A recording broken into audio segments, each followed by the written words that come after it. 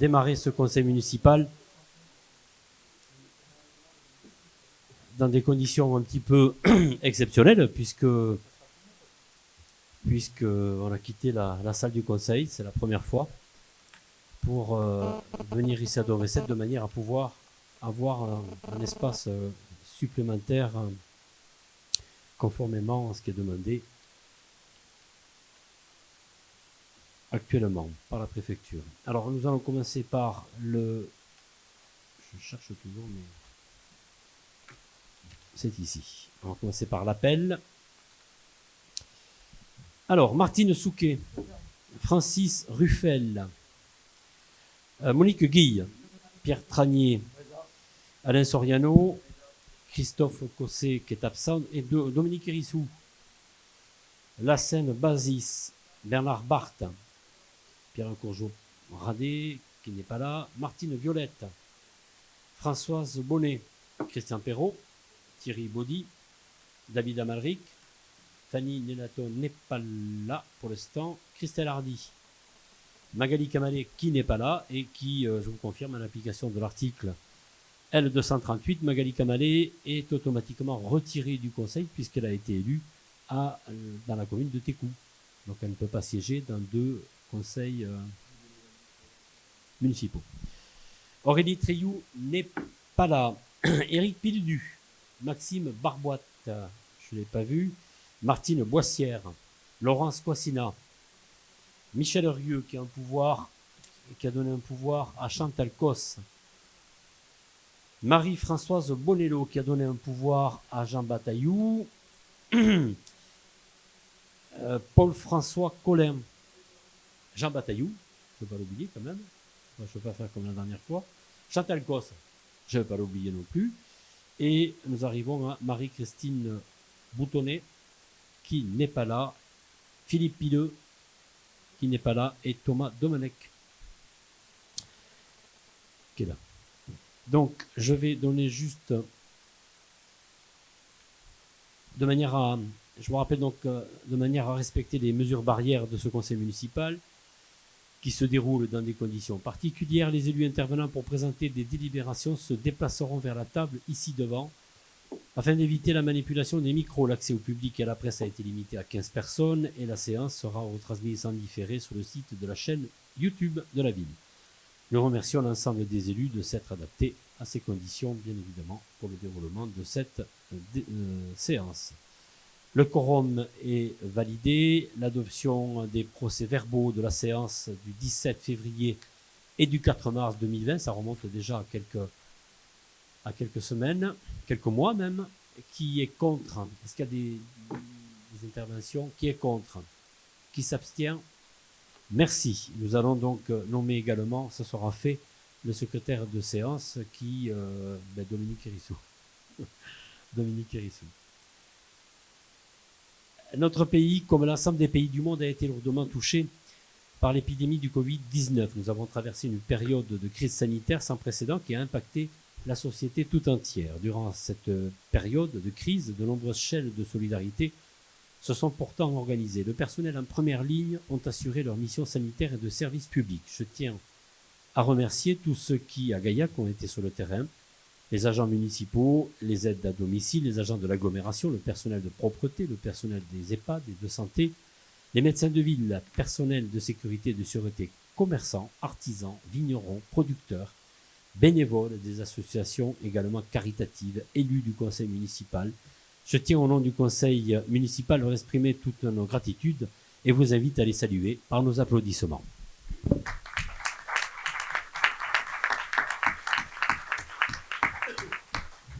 Je tiens également à souligner qu'une prime exceptionnelle est à l'étude pour les aides à domicile, un personnel particulièrement dévoué aux plus fragiles et exposés durant la période. Je tiens enfin à adresser tout notre soutien aux personnes et aux familles touchées par la maladie et ceux Tarnais gaillacois qui ont été endeuillés.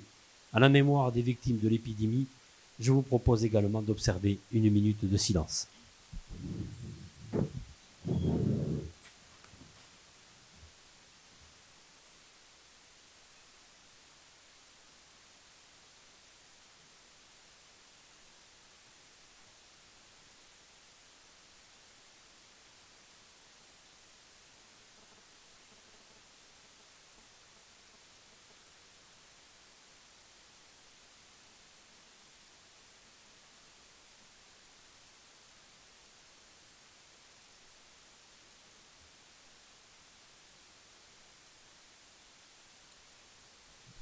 Merci.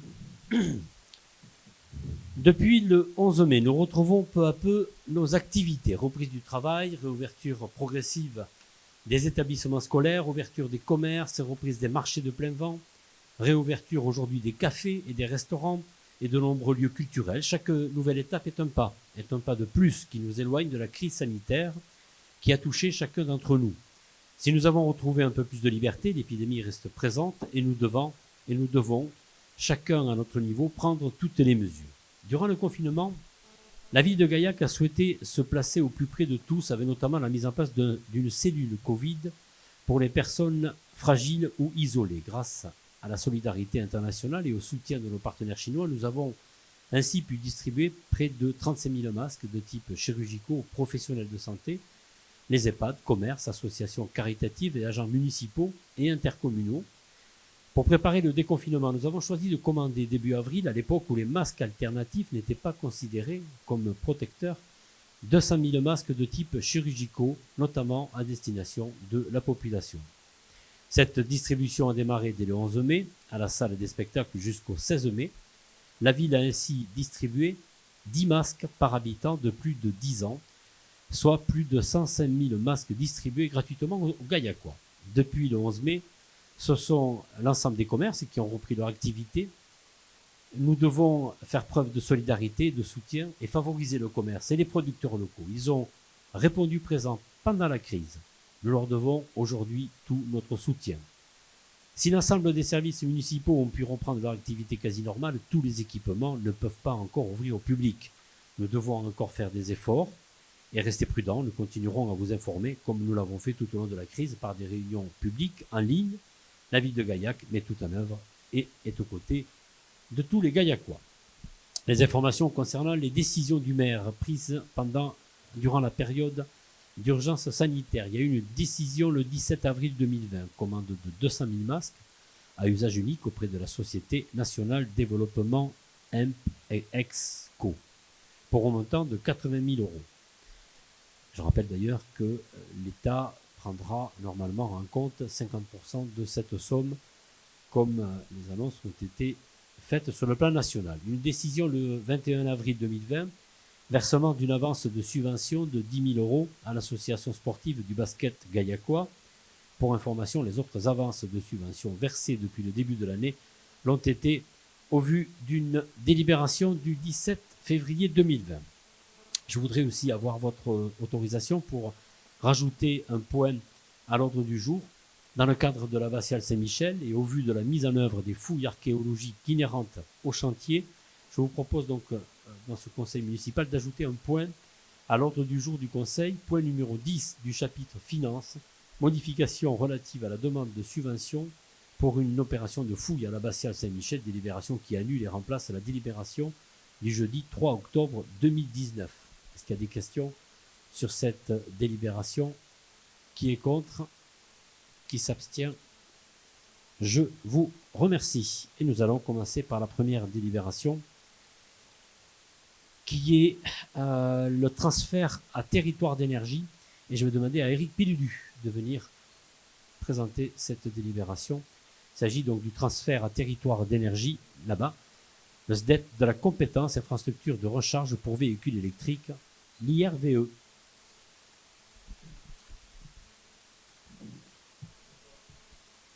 Il faut allumer le micro. Il faut allumer le micro sur le côté.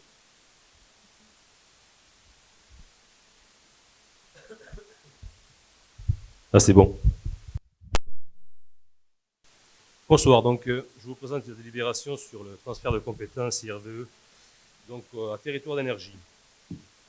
Monsieur le maire rappelle aux élus que l'essor des véhicules électriques et hybrides contribue à la diminution des émissions de gaz à effet de serre et à l'amélioration de la qualité de l'air et du cadre de vie. Afin d'encourager les Gaillacois à acquérir ce type de véhicule et permettre aux visiteurs en transit sur la commune de recharger les leurs, la ville souhaite accélérer le déploiement sur l'espace public d'infrastructures de recharge pour véhicules électriques, les IRVE, on va l'appeler comme ça pour que ce soit plus simple. Monsieur le maire souligne que le Code général des collectivités territoriales, notamment l'article L 2224-37, permet aux communes de transférer la compétence IRVE et hybrides rechargeables aux autorités organisatrices d'un réseau public de distribution d'électricité. Il rappelle également, dans le cadre de la loi sur la transition énergétique de 2015, territoire d'énergie, anciennement SDET, secteur public de l'énergie dans le Tarn, a acquis la compétence mobilité électrique lui permettant de déployer dans tout le département un réseau de bornes de recharge pour véhicules électriques. Afin de maîtriser les tarifs et d'assurer la cohérence du maillage territorial, Monsieur le maire propose aux élus de déléguer à territoire d'énergie la compétence IRVE, véhicules électriques et rechargeables, bien sûr. Les élus du conseil municipal seront par la suite amenés à se prononcer sur les modalités administratives et financières de l'exercice de cette compétence par territoire d'énergie, tel que détaillé dans la délibération prise le 29 mars 2019 par territoire d'énergie. Vous avez vu les pièces jointes. Vu les dispositions du Code général des collectivités territoriales, notamment l'article L2224-37 permettant le transfert de la compétence infrastructure de charge pour véhicules électriques, IRVE, aux autorités organisatrices d'un réseau public de distribution d'électricité visé à l'article L2224-3. Vu la délibération du comité syndical du SDET, en date du 19 juin 2015, approuvant à l'unanimité les nouveaux statuts, et notamment l'article 4-2-3, habilitant le SDET à exercer la compétence opérationnelle infrastructure de charge pour véhicules électriques. Monsieur le maire vous propose donc aux élus du conseil municipal d'approuver le transfert de la compétence infrastructure de charge pour véhicules électriques à territoire d'énergie, d'autoriser monsieur le maire à signer tous les actes nécessaires au transfert de cette compétence. Est-ce qu'il y a des questions? Merci Eric. Est-ce qu'il y a des questions sur cette délibération? Il s'agit donc de pouvoir équiper la ville de bornes électriques, Voilà. tout simplement. Qui est contre? Contre monsieur Domenech. Une voix. Qui s'abstient? Une abstention, monsieur Collin. Et donc la délibération est approuvée à la majorité. Merci. Merci Eric.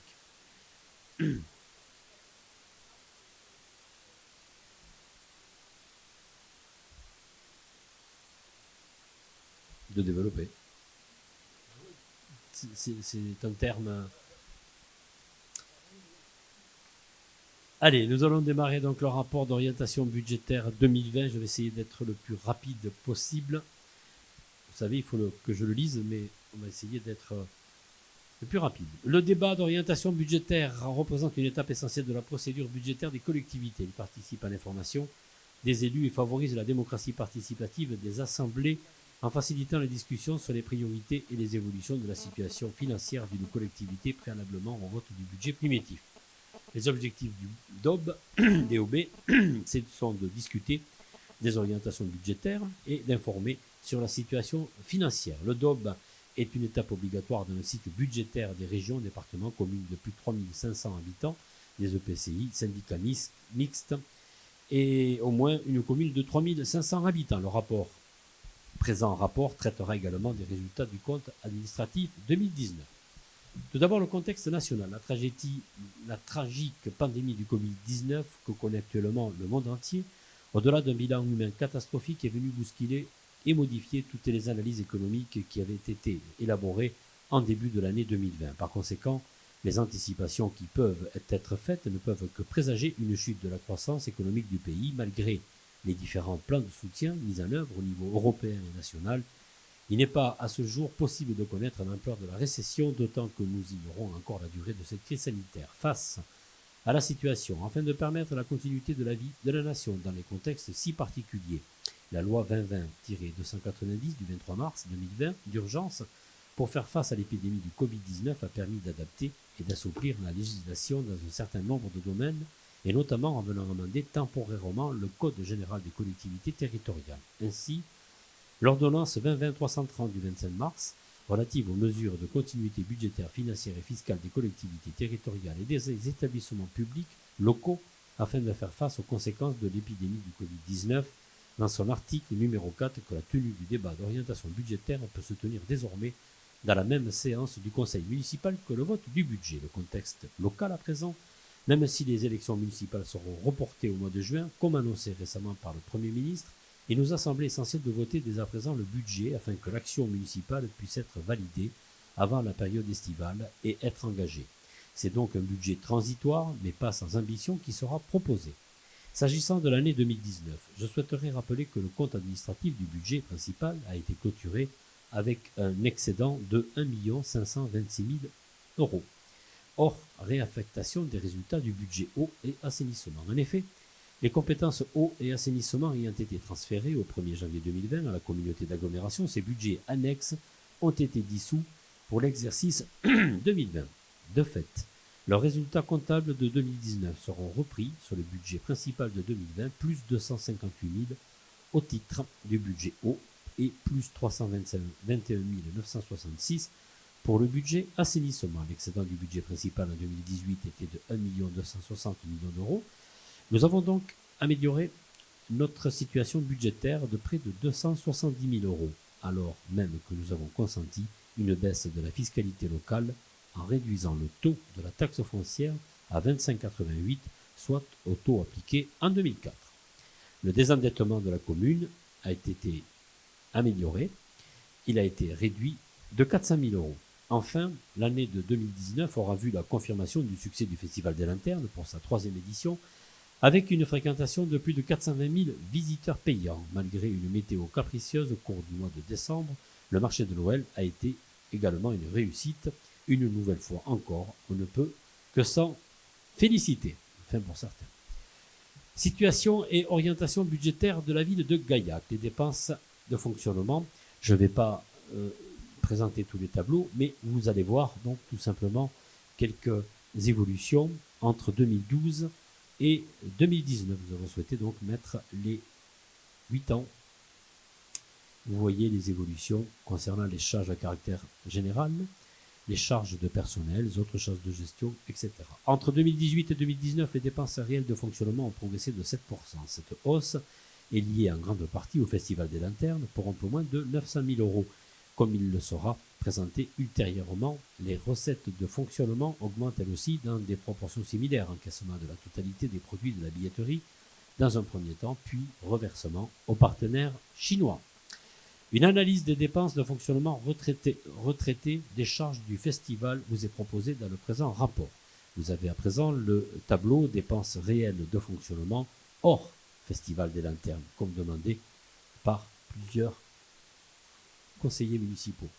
Le tableau suivant vous présente les dépenses de fonctionnement réelles de 2018 et 2019 retraitées. Comme vous pouvez le constater, nous avons su maîtriser les dépenses réelles de fonctionnement puisqu'elles ne varient que de 0,93% une fois retraitées, celles relevant du Festival des Lanternes. Chapitre 011, charges à caractère général, ce poste a progressé de 2,23, sachant que certaines dépenses exceptionnelles, 48 000 euros, ont été réalisées en 2019, comme notamment l'organisation à Gaillac des journées européennes sur le thème de l'intégration des migrants et la réalisation d'opérations d'élagage sécuritaire. Sur ces dépenses, l'augmentation serait ramenée à environ 1%, ce qui équivaut au taux de l'inflation. Pour 2020, la maîtrise des dépenses de fonctionnement sera poursuivie. L'évolution prévisionnelle sera de l'ordre de 3,2 hors dépenses liées au festival. Mais là encore, avec des dépenses dites exceptionnelles, en particulier avec le versement de la taxe foncière des anciens locaux d'Alfacan et le rattrapage de l'année 2019 pour 75 000 euros. Des dépenses nouvelles liées au Covid-19 pour la protection des agents et des Gaillacois, notamment l'achat de masques pour 80 000 euros, contribuent également à la hausse du chapitre 011. En incluant les dépenses liées à la 3e édition du Festival des Lanternes, dépenses du mois de janvier de 2020, la baisse sur ce chapitre sera de 5,5%.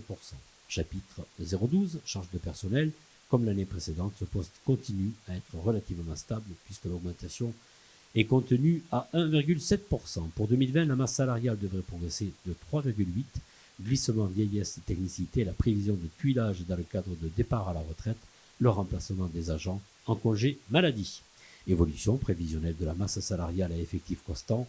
L'objectif est de limiter la hausse à 2,5% par an à compter de 2021. Vous avez le tableau sur cette information. Chapitre 014, atténuation de charges. Ce poste comprend pour l'essentiel l'attribution de compensation versée à la communauté d'agglomération. Une révision concernant la lecture publique est intervenue en 2019 et a conduit à une baisse de 71 000 € par rapport au montant habituellement reversé. Pour 2020, aucun nouveau transfert de compétences n'étant prévu, le montant de l'attribution de compensation sera reconduit. Chapitre 65. Autres charges de gestion courante. Hormis le poste des subventions aux associations qui a été légèrement évolué, les autres lignes de ce chapitre, à savoir les indemnités des élus, la participation au conservatoire de musique, la subvention au centre communal d'action sociale, sont restées au même niveau que l'année précédente. Pour 2020, les enveloppes resteront similaires, à l'exception de la subvention au CCAS qui sera majorée de 20%, ce qui devrait permettre de 20 000 €, qui devrait permettre ainsi de compenser la baisse d'activité durant la période de confinement. Chapitre 66. Charges financières. La progression de 21% est due à la première échéance de l'emprunt spécifique de 2 millions € contracté en 2018 pour l'acquisition des locaux d'Alphacan. Pour 2020, compte tenu du désendettement réalisé en 2019, moins 400 000 €, les charges financières seront en baisse de 5%. Chapitre 67. Charges exceptionnelles. La subvention au budget annexe lotissement a été limitée à 50 000 € contre 100 000 € les années précédentes. Les annulations de titres sur les exercices antérieurs sont en net recul. Pour 2020, les crédits seront reconduits au même niveau qu'en 2019. Cependant, une ligne spécifique figurera au budget primitif pour un montant de 363 000 €. Autre charge exceptionnelle. En effet, suite au transfert des compétences de l'eau et de l'assainissement au 1er janvier 2020, les excédents de ces deux budgets annexes ont été réintégrés dans le budget principal. Une partie devra être reversée à la communauté d'agglomération. Dans l'attente du calcul définitif, cette somme constitue une enveloppe prévisionnelle maximale. Chapitre 68. Dotation aux amortissements et provisions. Comme déjà en 2018, une provision de 150 000 € a été constituée en 2019 pour faire face à l'incertitude quant au montant de l'impôt sur les sociétés auquel la commune pourrait être assujettie dans le cadre du Festival des Lanternes. En 2020, cette provision ne sera pas reconduite et les sommes provisionnées seront reprises au budget. Globalement, en 2019, les dépenses réelles de fonctionnement progressent de 7% et de 0,93% hors Festival des Lanternes. Pour 2020, l'augmentation sera inférieure à 6% hors Festival des Lanternes, mais avec un volume élevé des dépenses exceptionnelles. Une fois retraitée de ces dépenses, la hausse prévisionnelle sera en dessous de 3%, sachant que cette comparaison se fait entre un budget prévisionnel, budget primitif 2020 et le compte administratif 2019 concernant les effectifs. 2019 effectifs. Les recettes réelles de fonctionnement. Vous avez le tableau concernant ces recettes réelles de fonctionnement. Globalement, les recettes progressent d'environ 4% entre 2018 et 2019 grâce aux bons résultats du Festival des Lanternes. Vous avez ensuite les recettes réelles de fonctionnement en kilo-euros. Évolution de recettes réelles de fonctionnement entre 2018 et 2019, retraités du Festival des Lanternes, vous avez le tableau. Hors Festival des Lanternes, les recettes globales sont en légère diminution de 1,2%. Cette baisse réduite pour l'essentiel du choix fait en 2019 de baisser le taux de la taxe sur le foncier bâti. Chapitre 013. L'atténuation des charges. Ce poste retrace les remboursements par l'assurance du personnel et la caisse primaire d'assurance maladie, les décharges d'activité de service et les refacturations de personnel au budget annexe. L'augmentation de 30 000 € en 2019 est due à la refacturation des frais de personnel au budget annexe eau et assainissement, en prévision du transfert de compétences de la communauté d'agglomération, mais toujours géré par la commune et pour le compte de la communauté d'agglomération. Chapitre 70. Produits des services. Sur la progression globale de 13%. Les recettes du festival représentent 4,5 millions d'euros. Hors festival, nous constatons une diminution de 10%. Cette baisse est due à la recette ponctuelle de l'exposition des œuvres du musée d'art de Pékin, environ 130 000 € et qui figurait sur l'exercice 2018. Les autres postes de recettes de ce chapitre restent stables. Chapitre 73. Impôts et taxes. La diminution de 1,4% a deux explications. La baisse du taux de la taxe sur le foncier bâti a conduit à la diminution de 170 000 € de la recette fiscale en moins par rapport au produit à taux constant. Cette somme a été restituée aux contribuables gaillacois. Le fonds de péréquation des ressources communales et intercommunales, compte 73 223, a été réduit de près de 100 000 euros. Chapitre 73, dotation et participation.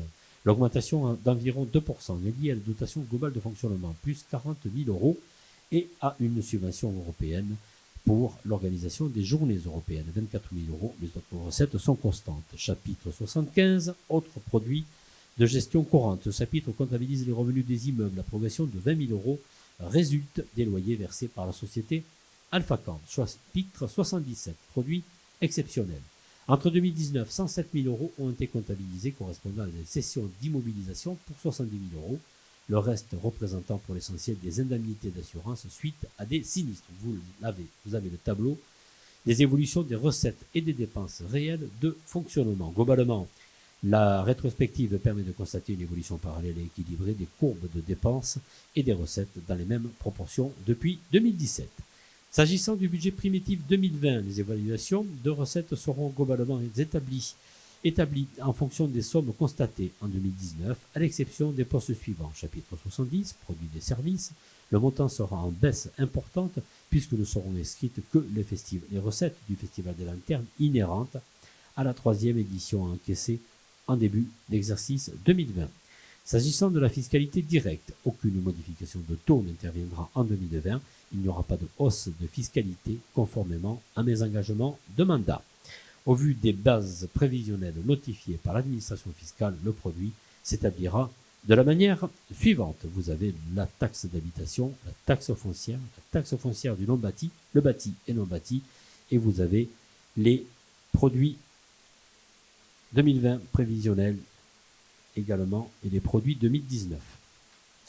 Du fait de la réforme de la fiscalité directe locale, dès 2020, le taux de la taxe d'habitation est gelé à hauteur de celui appliqué en 2019. Il n'y aura pas de vote sur ce taux.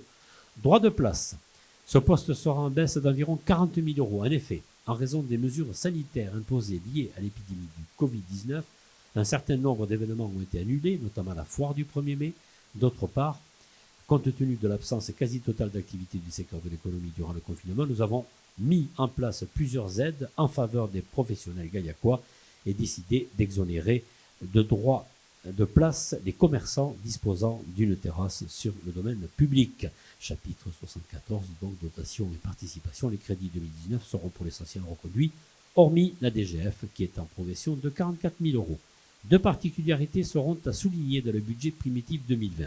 Un excédent de fonctionnement reporté compte 002 d'un montant de 580 000 euros correspondant à l'excédent du compte administratif 2019 majoré de la reprise des résultats des budgets eau et assainissement suite à leur dissolution au 31/12/2019. Deuxième point, la reprise des surprovisions compte 78,75 pour un montant de 300 000 euros comme indiqué ci-dessus dans la rubrique dépenses de fonctionnement. Grand 2, les dépenses réelles d'investissement. Les réalisations 2019. En 2019, les dépenses réelles d'investissement ont dépassé 4 734 000 euros. En 2018, elles étaient de 7 200,283 milliers d'euros. Toutefois, près de 2 millions d'euros étaient dédiés pour l'achat du site d'Alphacam. Pour autant, si l'on compare 2019 à 2017, le montant des investissements augmente puisqu'en 2017, il était de 4,647 millions d'euros.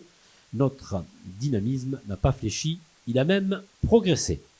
Parmi les réalisations majeures de l'exercice 2019, nous pouvons mettre en avant l'acquisition de matériel et d'équipements pour nos services municipaux pour une valeur de 284 000 euros, dont notamment 5 véhicules, 66 000 euros, du matériel informatique, 33 000 euros, des infrastructures pour l'attractivité de notre ville, chapiteaux, chalets, tentes, chaises pour 85 000 euros. Ces équipements s'inscrivent dans la dynamique de modernisation des services municipaux engagés depuis le début de notre mandat.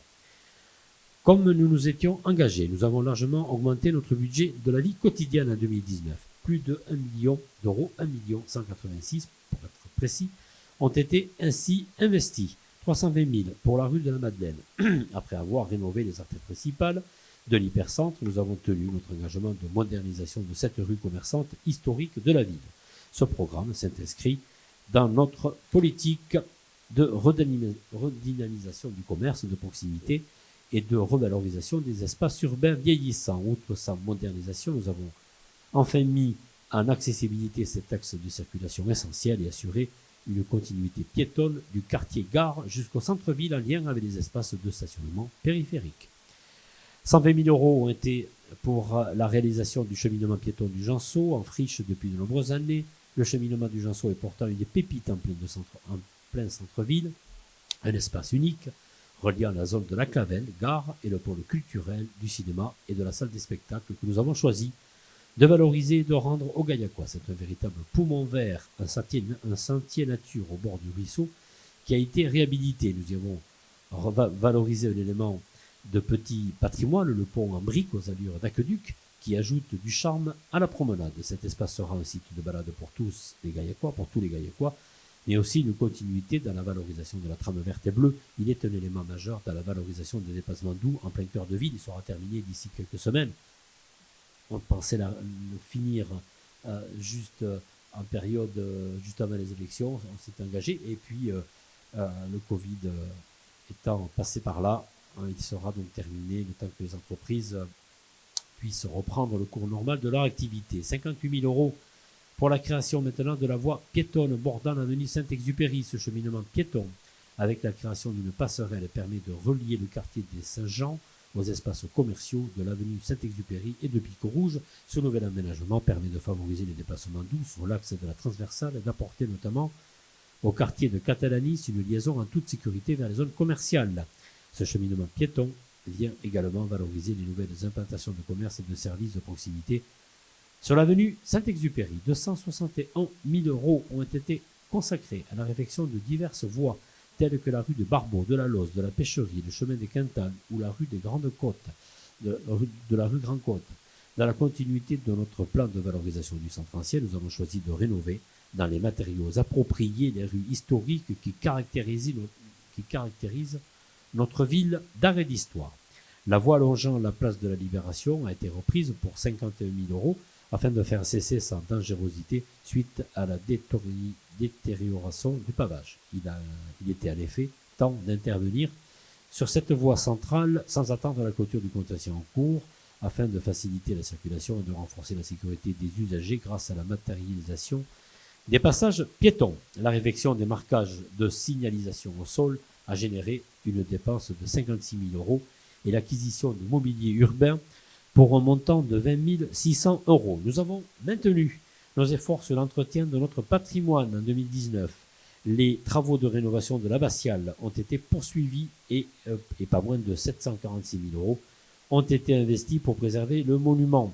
La finalisation des réserves du musée a nécessité 57 000 €. Par ailleurs, divers édifices ont fait l'objet de rafraîchissements tels que les anciens bains-douches, la toiture notamment, le lavoir du Terron, le muséum d'histoire naturelle. 22 500 € ont permis la réalisation d'une étude de structure au niveau du quai Saint-Jacques. Cette étude a révélé le besoin que soient engagés des travaux de renforcement au niveau de la sortie des eaux du côté de l'ancien moulin. En matière d'équipement sportif, plusieurs chantiers ont été réalisés afin notamment de permettre aux Gaillacois de pouvoir pratiquer leurs activités dans les de meilleures conditions, en particulier au sein des gymnases Albert Camus et Picherie. 87 000 € ont été investis. Les études relatives à la construction des vestiaires de Longueville ont été achevées. Les travaux devraient commencer au mois de mars 2020. Toutefois, la crise sanitaire liée au coronavirus a eu raison du démarrage du chantier et nous le regrettons tant cet équipement s'avère indispensable pour le jeune sportif. La finalisation du projet, dont le coût global est aujourd'hui notre priorité. S'agissant du projet de rénovation urbaine du quartier Lantajou, nous avons engagé 226 000 € pour l'acquisition échange de la maison Jouxtan, la future école de A, et 28 000 € ont été versés à la maîtrise d'œuvre de cet important projet dont le coût total incluant la réhabilitation des logements sera supérieur à 10 millions d'euros. Les jardins partagés fonctionnent très bien et connaissent un réel succès, mais c'est aussi 36 200 € qui ont été investis. Enfin, 175 000 € ont dû être payés à la société d'économie mixte Temelia au titre du projet des 7 fontaines, convention publique d'aménagement de la zone de Pouille. Je me passerai de commentaires sur cette importante dépense, la Chambre régionale des comptes ayant déjà pointé du doigt dans son rapport de 2018 cette opération engagée par la précédente équipe municipale. Les travaux programmés en 2020, comme annoncé en préambule, le budget 2020 sera certes celui d'une transition entre deux mandatures. Pour autant, il n'en sera pas moins ambitieux. En effet, nous vous proposons un programme d'investissement pour l'exercice en cours d'un montant de 4,860 millions d'euros, hors remboursement de la dette, 1,5 million d'euros. Pour rappel, en 2019, le montant des dépenses dédiées spécifiquement aux investissements était de 3,325 millions d'euros. Vie quotidienne voirie. Nous faisons le choix de poursuivre notre engagement fort de remise en état de la voirie. Et pour ce faire, nous proposons d'inscrire au budget 2020 une enveloppe d'1 million d'euros, 1,076 euros. Cette somme permettra de couvrir différentes réfections des voies, notamment la finalisation des rues Sainte-Marthe et de la rue Saint-André, l'achèvement du cheminement du chemin de Janceau, la rue Saint-Martin, la rue de la Glacière, la rue du Mai. 150 000 euros seront consacrés au reprofilage des voiries et 240 000 euros à la réparation des voies communales par la technique du Pointe-à-Temps, notamment chemin de Pégros, chemin des Alouettes, hameau de Boissel, chemin de Cavaillé, chemin des Mésanges, secteur du Vieux-Gaillac, la rue des Pénétants Blancs, le comté de Toulouse, le secteur ville proche du Tarn, rue des Quais, de la Révolution, de l'Homme, hameau de Tessonnières, de Sainte-Cécile, des Fédiès, secteur ville Est, chemin de Malory, des Bartaries, de Picot Rouge. Le parking Antis, pour lui, sera réalisé pour 48 000 euros. 48 300 euros, il y a une faute. Patrimoine. Les travaux de rénovation de l'abbatiale et des réserves de musée engendreront une dépense de 535 000 euros. Il convient de souligner que des fouilles archéologiques obligatoires de la petite rue Saint-Michel sont comprises dans cette somme, puisque près de 300 000 euros y seront consacrés. Cette charge, même si elle sera pour partie subventionnée à hauteur de 70%, reste une contrainte très élevée pour la communauté. S'agissant des dépenses relevant du patrimoine, 248 000 euros sont budgétés afin de prendre en charge la remise en état du mur d'enceinte du musée Philadelphe Thomas. Plus on répare d'un côté, plus ça tombe de l'autre. Ainsi, cette année encore, près de 800 000 euros seront dédiés à notre patrimoine ancien, mais c'est comme ça, il faut conserver, entretenir ce patrimoine ancien, il coûte cher. Bâtiments communaux, nous engagerons l'importante mise en norme d'accessibilité d'un certain nombre de bâtiments qualifiés d'établissements recevant du public, ce qu'on appelle les ERP, pour 200 000 euros. Sport, vie associative et loisirs. Cette année, si la situation sanitaire permet de pouvoir laisser se dérouler normalement les chantiers de construction, les vestiaires de rugby de Longueville devraient être réceptionnés pour un montant de 437 000 euros. D'importants travaux seront également lancés sur la piscine. En effet, 130 000 euros sont prévus afin de financer le remplacement de l'ensemble du système de filtration de l'air. Enfin, comme j'ai pu l'annoncer, il y a quelque temps déjà, nous avons décidé de saisir l'opportunité de ce qui se présente pour la ville de Gaillac, de pouvoir devenir acquéreur des anciens établissements d'Elmas pour un montant de 450 000 euros. Ce site, d'une superficie bâtie de 2800 m², deviendra la maison des associations et accueillera et centralisera les principes associations de la commune. C'est sous le nom d'Espace Jean-Pierre Delmas, un hommage à cette figure gaillacoise qui a tant fait pour le développement de la commune et de son secteur associatif que nous engagerons cette maison commune des associations. Le site, dont une grande partie est aménagée, qui bénéficie d'un parking et d'une liaison de transport urbain, permettra dans un premier temps de reloger plusieurs associations en quête de nouveaux locaux. L'espace permettra par ailleurs de donner de nouveaux moyens de réunion, de rencontres et d'espaces modulables pour le tissu associatif qui compte plus de 200 clubs et associations sur Gaillac. Au total, plus de 1 million d'euros est consacré au sport et à la vie associative sur le budget 2020. Concernant l'attractivité de notre ville reste un moteur essentiel de notre action, nous l'avons montré. La politique d'attractivité engagée depuis le début de notre mandat a porté ses fruits tant pour la ville, sa vitalité, que pour l'économie locale et du territoire. Gaillac est incontestablement devenue la ville centre de l'agglomération et le moteur de la vitalité de l'Ouest tarnais. Les incertitudes liées à la crise sanitaire nous engagent à la prudence en ce qui concerne une quatrième édition du Festival des Lanternes. En raison des incertitudes liées aux échéances électorales des municipales reportées en fin juin et aux phases progressives de déconfinement dans le cadre de la lutte du Covid-19, nous pousse à reporter notre décision concernant la reconduite du Festival des Lanternes à la fin juin. Nous restons cependant convaincus que plus que jamais, la sauvegarde de notre territoire réside dans son attractivité culturelle et touristique, son activité œnotouristique aussi. Bien que nous ne puissions pas à ce jour nous positionner fermement, nous souhaitons nous engager à tenir notre rythme d'attractivité. Au travers de notre jumelage avec Zigon, nous saurons être inventifs et innovants pour maintenir notre attractivité et soutenir ainsi l'activité économique commerçante du vignoble. Nous saurons aussi nous appuyer sur nos forces, nos marchés estivaux, sur la fin d'amener nos sites naturels, nos traditions festives, nos producteurs locaux pour maintenir l'activité et l'animation de notre ville et de notre territoire. Dans le domaine du social, le projet de rénovation urbaine de l'Antajou va entrer pleinement dans sa phase de travaux au cours de cette année et devrait mobiliser 230 000 €. Nous aurons ainsi concrétisé avec nos partenaires l'agglomération Tarn Habitat sur notre mandat le complexe projet de rénovation de l'un des plus anciens quartiers du Tarn. Une rénovation ambitieuse tournée vers les habitants et les services de proximité avec une vision moderne ouvrant le quartier sur le reste de la ville. Les jardins partagés feront par ailleurs l'objet de derniers aménagements pour 20 000 €.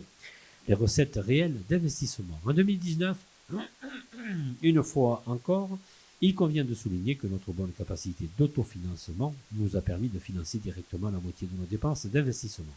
2 544 millions d'euros, 2,544 millions d'euros. L'origine des différents cofinancements perçus est précisée dans le graphique et tableau ci-après, que vous découvrirez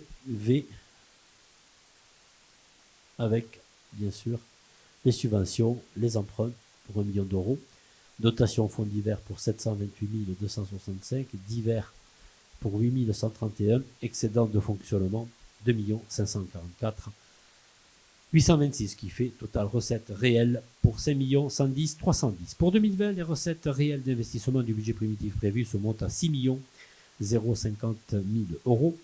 La part financée par l'emprunt n'est que de 31% des investissements. La part des dotations, des subventions, ainsi que de l'autofinancement représente plus de 60% de nos recettes. Vous avez également le tableau explicatif. Les soldes intermédiaires de gestion. La section de fonctionnement du budget principal affiche un excédent de 2 130 000 et de 2 710 000 €. Si on intègre les résultats des budgets eau et assainissement, ainsi la reprise comptable globale des résultats des budgets annexes eau et assainissement permet de pouvoir reporter 2 030 000 € de crédit sur le budget primitif 2020. Ces bons résultats sont encourageants et démontrent tout le sérieux de la gestion mise en œuvre depuis le début du mandat. Le déficit de la section d'investissement est en très net recul. En 2018, il était de 1 284 000.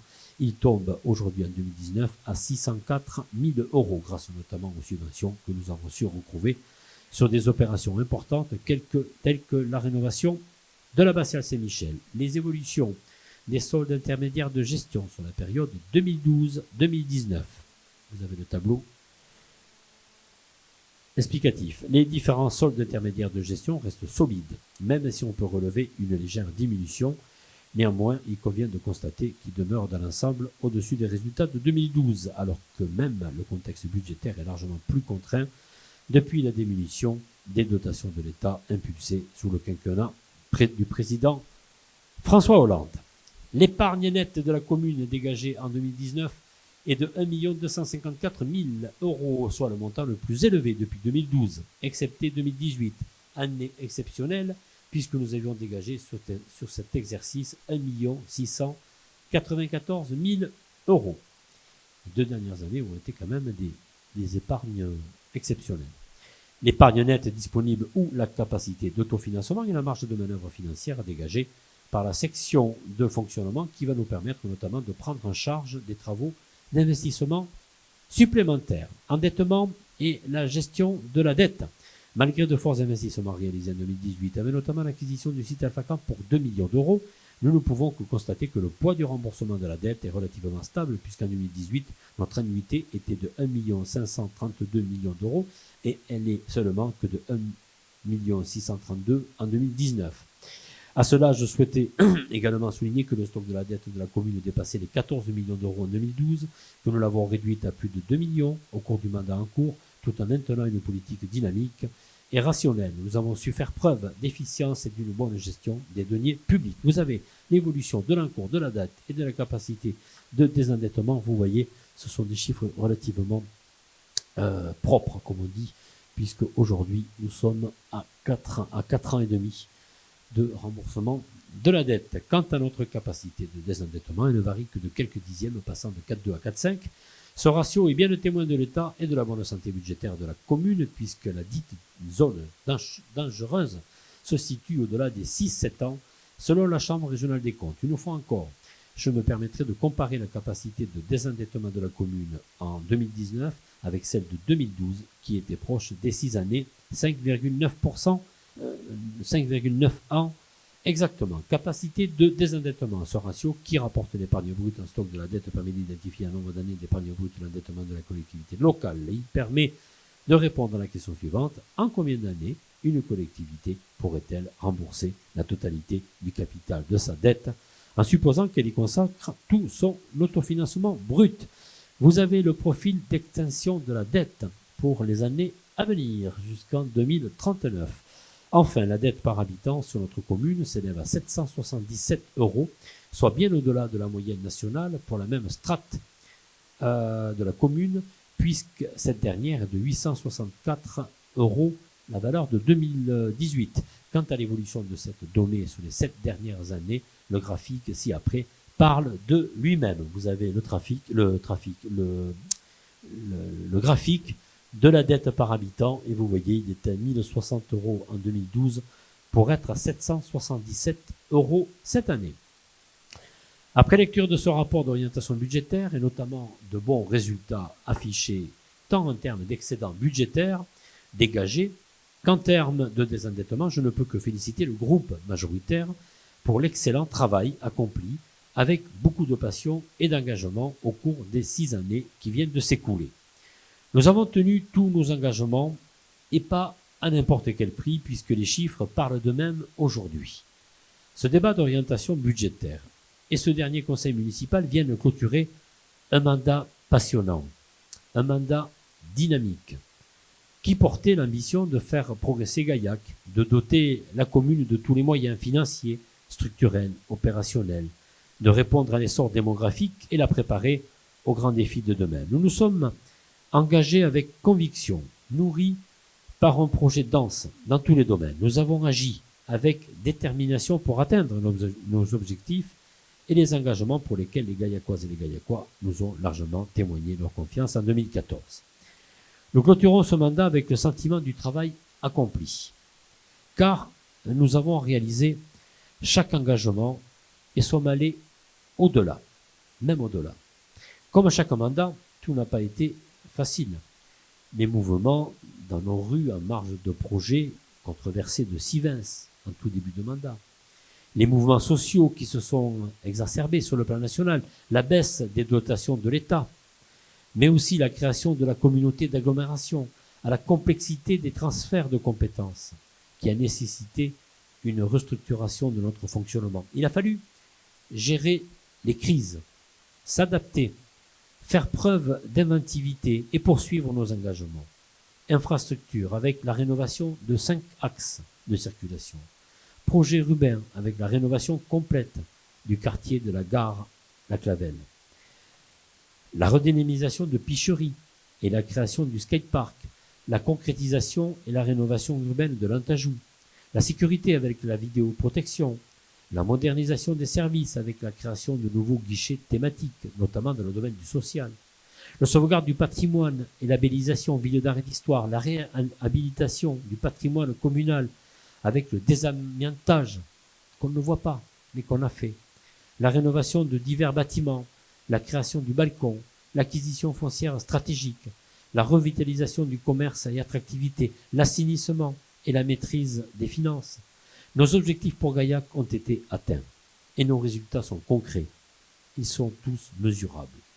C'est ainsi que nous entendons notre engagement.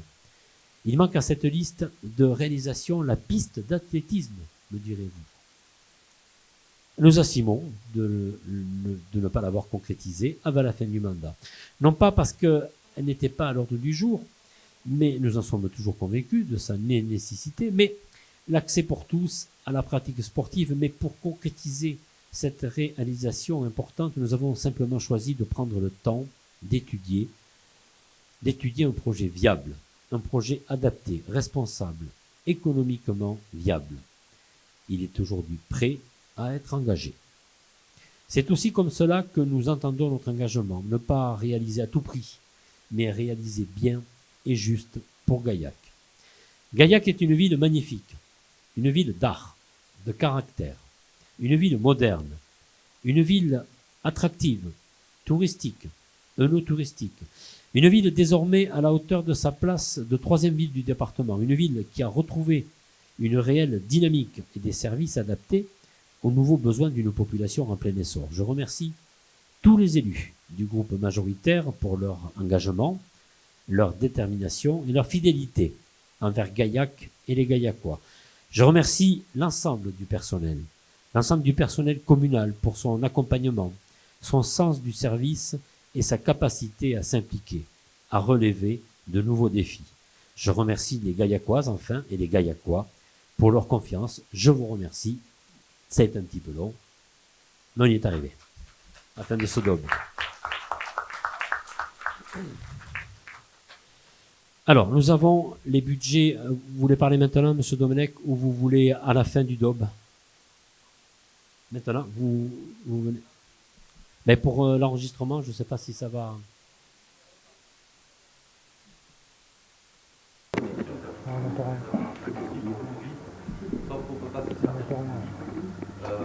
Transformer un conseil municipal en meeting électoral. Déjà la mise en scène est ignoble, on n'est pas.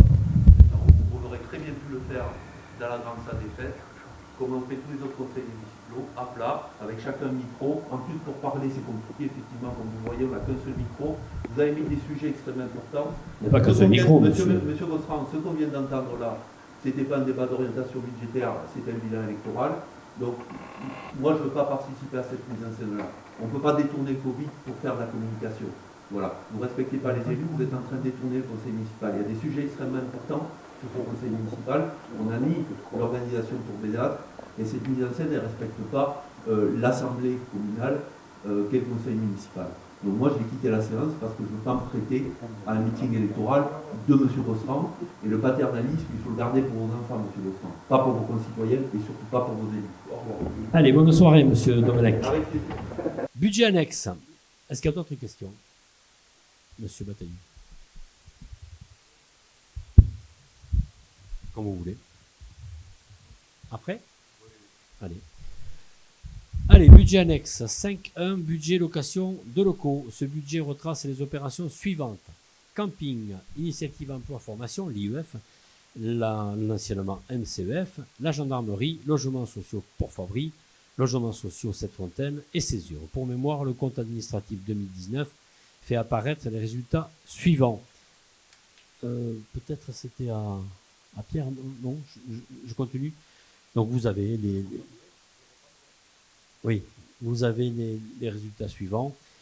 Pour 2020, il n'y aura pas de nouvelles opérations sur ce budget. Cependant, il est envisagé des dépenses au camping à hauteur de 45 000 €, rénovation et chalet, et à la gendarmerie pour 50 000 € climatisation. L'annuité de la dette sera de 415 648 €, capital 302 661, intérêt 112 987, pour un encours au 1er janvier de 4 238 299 €.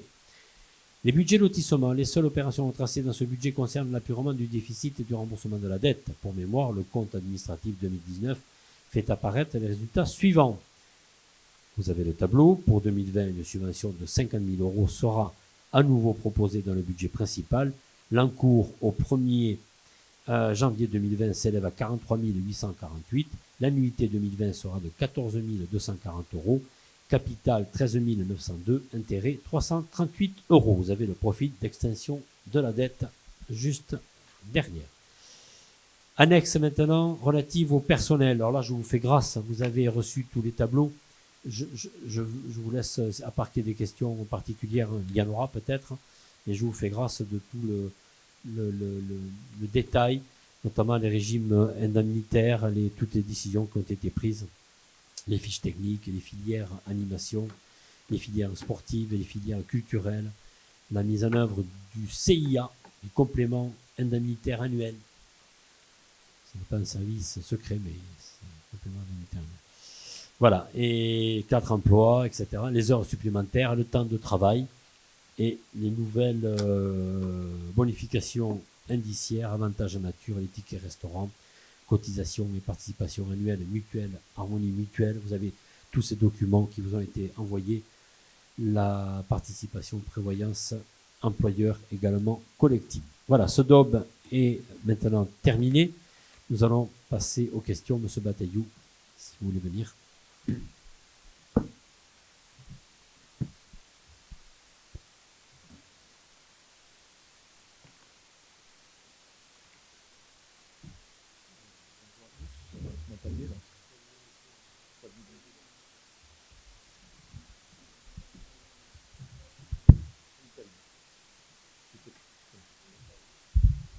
Voilà. Là, vous m'entendez, c'est bon? Voilà. Donc, bonjour à tout le monde. Donc, en préalable, c'est vrai que la configuration de ce conseil municipal est particulière. Donc, je vous prie de m'excuser de ma posture entre mes lunettes et vous parler, parce que je n'ai pas de verre progressif, donc ce n'est pas de la coquetterie que je fais ce soir. Voilà, je voulais le souligner. Donc, même effectivement, donc, suite à votre propos, monsieur le maire, le propos de monsieur Domenech qui vient de quitter la salle, même si je peux partager certaines choses, même si nous avons parfois des divergences, ou souvent des divergences, notre position, c'est de ne pas quitter la salle et de rester dans le débat démocratique et de la défense de nos valeurs, de nos idées pour les citoyens gaillacois, même si nous affichons parfois beaucoup de divergences. Donc, mon propos liminaire, mon propos ouais, voilà, c'est un peu encombrant. Mon propos se fera en deux parties. Donc, la première partie, c'est moi qui ferai cette première partie liminaire, et ensuite je passerai la parole à M. Paul Collin, qui complétera mes propos. Donc, monsieur le maire, vous venez de nous présenter votre document d'orientation budgétaire qui pose plusieurs problématiques. Ce contexte national et local vient effectivement bouleverser le fonctionnement de notre commune, ainsi que l'élection des membres du prochain mandat, puisque effectivement, c'est une première, nous sommes dans un entre-deux-tours où nous avons à débattre de l'orientation budgétaire et à voter un budget municipal. Dans ce contexte, il est essentiel, au-delà de nos divergences, que la gestion courante de la commune puisse être assurée. Mais je pense qu'il y a aussi des choses tout aussi importantes qui auraient pu être mises en débat et proposées à Gaillac.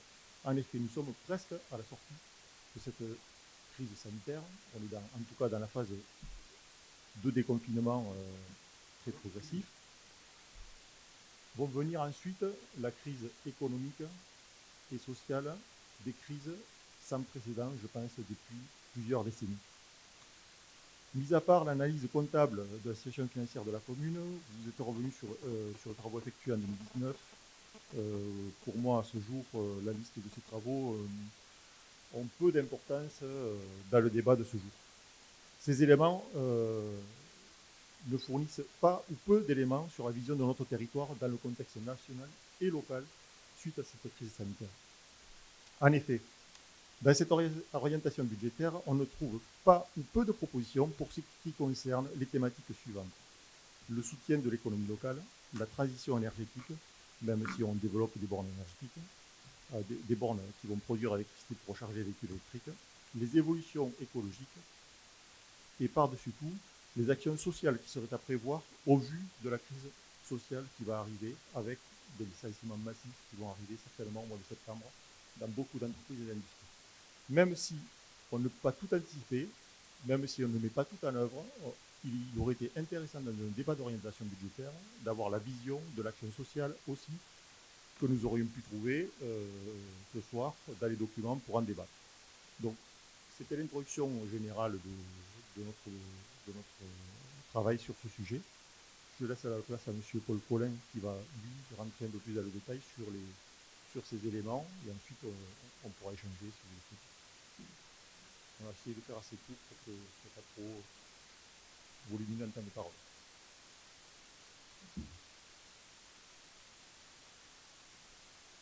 Pour d'autres raisons, je vais m'installer.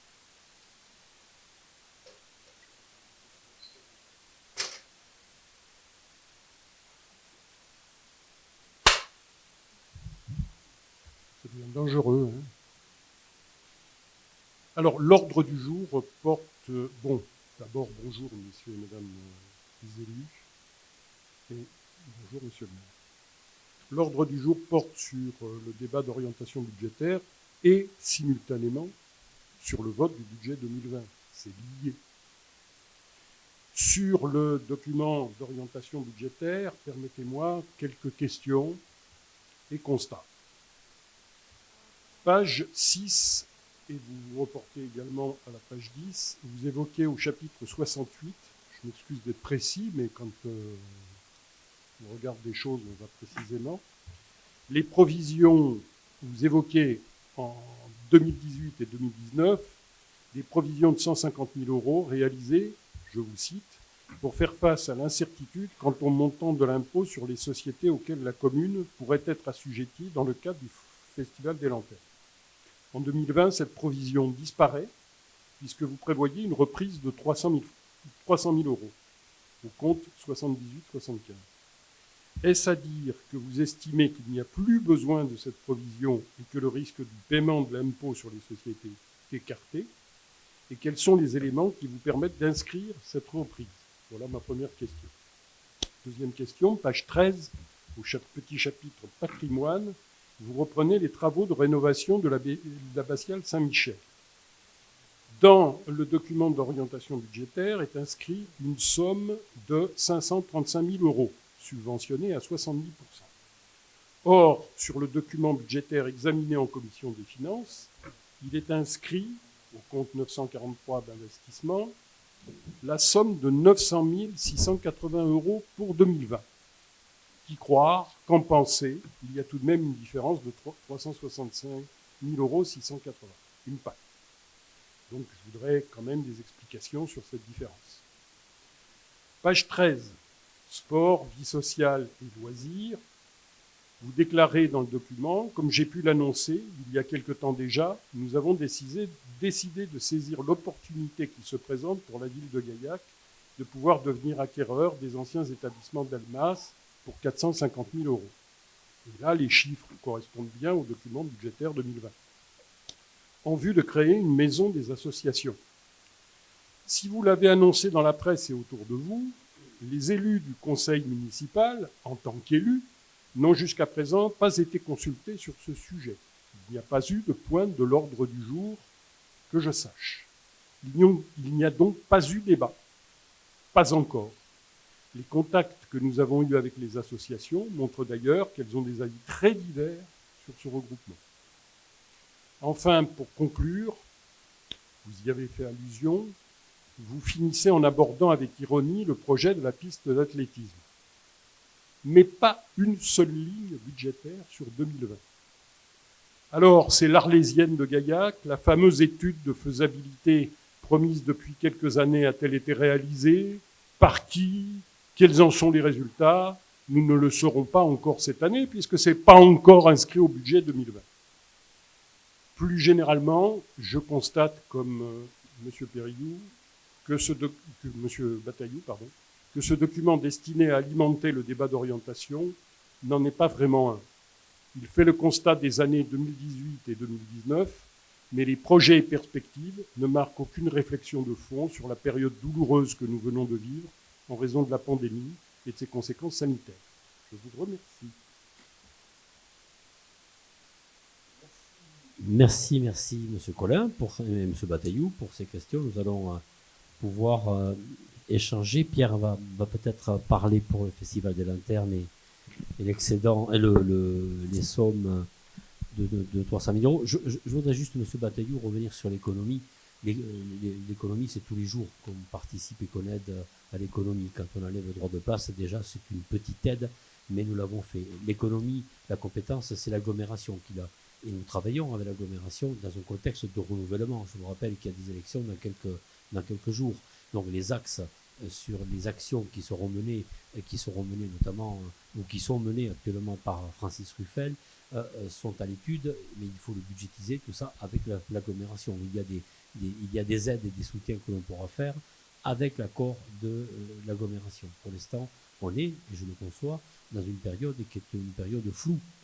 Le conseil communautaire n'étant pas élu, la commune les élections municipales non plus.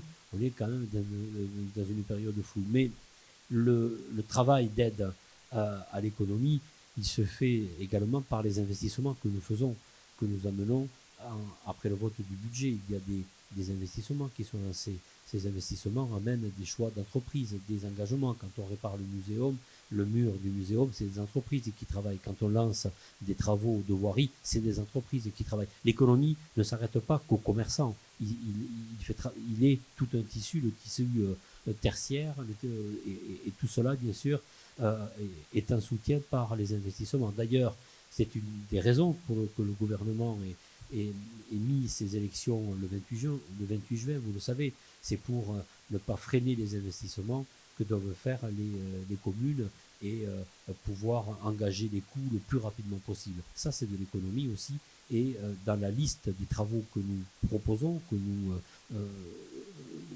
allons vous présenter pour 2020 dans le budget, vous verrez effectivement qu'il y a beaucoup d'investissements et qu'il y a des investissements qui amèneront forcément de l'économie. Il y a des actions qui sont préparées enfin sur le commerce local et pour le petit commerce et notamment en soutien pour les restaurants et les bars. Et ce plan vous sera soumis et proposé, si nous sommes élus, début juillet, puisque là aussi, encore une fois, il faut voter un budget, il faut avoir les mains libres, je dirais, et qu'elles soient politiques, les mains libres politiques et les mains libres financières pour pouvoir engager une politique de terrain.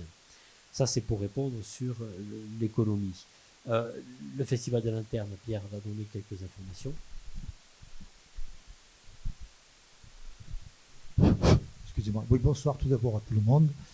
Oui, pour la question concernant la reprise des 300 000 euros de provisions qui avaient été constituées au titre des exercices 2017 et 2018, je vous ai déjà informé, M. Collin, que nous avions déposé les déclarations conformément à ce que nous a demandé l'administration fiscale, que l'impôt correspondant a été payé et que même pour l'année 2017, nous avons eu un remboursement de CICE, donc je pense qu'à ce niveau-là, il était, je dirais, normal et nécessaire de reprendre ces provisions, sachant que 2019, l'année 2019, se fera maintenant au titre de la date de clôture doit se faire au 30 juin, le dépôt, pardon, doit se faire au 30 juin 2020. Donc aujourd'hui, nous n'avons pas exactement chiffré, même si nous avons provisionné pour 2020, M. Collin, pour 2020, un montant de l'ordre de 100 000 euros, au cas où nous aurions effectivement au 30 juin à liquider cette somme-là auprès de l'administration fiscale. Voilà pour la reprise des 300 000 et pour l'IS de 2019. Vous êtes d'accord avec moi, M. Collin? Non, mais bon. Ah, dites-moi, je vais vous répondre, allez-y.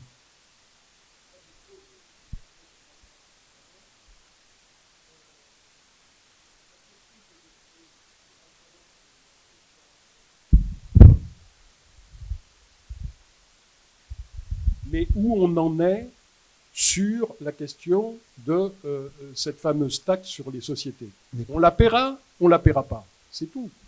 Bah, écoutez, pour l'instant, on n'en sait rien, M. Collin, puisque nous, il y a un avis, un avis de l'administration financière qui dit qu'elle souhaiterait qu'on paye l'impôt. Nous, on continue de dire que non. Il y a une procédure qui est lancée.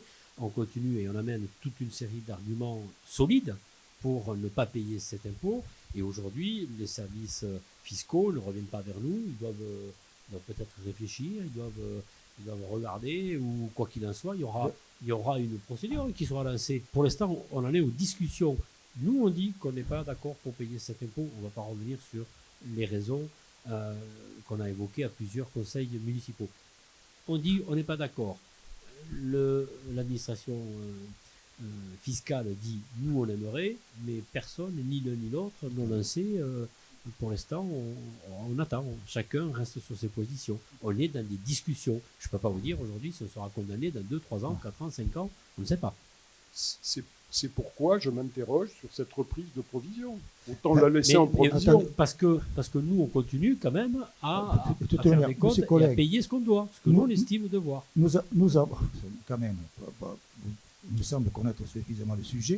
Nous ne sommes pas effectivement à l'abri dans des années futures qu'il y ait une remise en question du montant que nous avons déclaré, n'est-ce pas? Il n'en demeure pas moins qu'aujourd'hui, c'est à l'administration fiscale de prouver que ce que nous avons déclaré est faux. Bon, quand même, je trouve que bon, la notion de risque zéro n'existe pas, n'est-ce pas? Bon, je rappelle, un peu à titre d'information, que nous avons été condamnés pour l'école de la Clavelle à 55 000 euros de dommages et intérêts à reverser à un cabinet d'architectes. Ceci remonte à 7 ou 8 ans à l'arrière. Donc vous voyez qu'aujourd'hui, je veux dire que, sachant que le risque qui est pris, enfin, d'après moi, est relativement minime, puisque nous avons déposé les déclarations et liquidé l'IS correspondant en 2019 pour l'exercice 2018. Voilà. Voilà. Ça, c'est important. Et ce que dit Pierre, je rajouterai, ou plutôt le répéter, que c'est à l'administration fiscale de prouver que l'on doit l'impôt. Et pas l'inverse. Non. C'est approuver à l'administration fiscale que les chiffres qui ont été déposés, c'est-à-dire les liasses fiscales et de l'impôt de l'imprimé 2050 à 2067, sont faux. C'est à eux de le prouver maintenant. Il eût été différent si nous n'avions pas déposé les déclarations. C'était à nous de prouver que les chiffres qu'éventuellement ils auraient avancés étaient faux. Or, aujourd'hui, la preuve de la charge, c'est une loi de 1977, la preuve de la charge revient à l'administration fiscale. Voilà. C'est pour ça qu'aujourd'hui, même si ils peuvent toujours venir nous voir, ils peuvent toujours voir autre chose, je dirais, mais il va falloir qu'ils prouvent que ce que nous avons fait est faux, et puis compte tenu qu'il va y avoir quand même appel de la décision, on va, je dirais, c'est pas cette année en 2020 que nous aurons à payer éventuellement, je dis éventuellement, un redressement sur les années antérieures. Voilà. Voilà pour ce qui concerne 300 000. Alors peut-être maintenant on pourra attaquer directement le vif du sujet, monsieur le maire. Non, on va répondre au budget, à la décision de l'acquisition d'Elmas, puisque c'est une question que vous avez posée également. Oui, aujourd'hui c'est un choix d'acquérir pour l'instant. Bien évidemment, il y aura le montage du dossier, il y aura une discussion au conseil municipal, comment on l'organise, comment on le traite par la suite, mais pour l'instant, aujourd'hui c'est un souhait d'acheter effectivement pour faire une salle des associations. Vous allez me dire, il y a des associations qui, les avis sont mitigés. Moi, je peux vous dire qu'il y a beaucoup d'associations qui sont très contentes aussi et qui seront très contentes d'y aller. Donc, bon, je ne connais pas les associations pas contentes, peut-être qu'elles ont déjà des locaux, mais celles qui n'en ont pas, ou celles qui ont des locaux où il y pleut dedans, et qui ne sont pas, malheureusement pas, je pense, aux dégourdisses, par exemple, hein, qui ont l'eau qui tombe, c'est un bâtiment qui est vieux, qu'il faut fermer. Je pense qu'ils seront très contents de rejoindre les établissements d'Elmas, enfin cette maison des associations. Bien évidemment, c'est un dossier qu'on va travailler, pour lequel on va discuter, l'aménagement, l'agencement de ce local, mais il est important pour nous, si nous sommes réélus, d'acheter ce bâtiment, donc de le budgétiser, de le mettre dans les comptes et de le valider au plus vite pour pouvoir engager l'achat.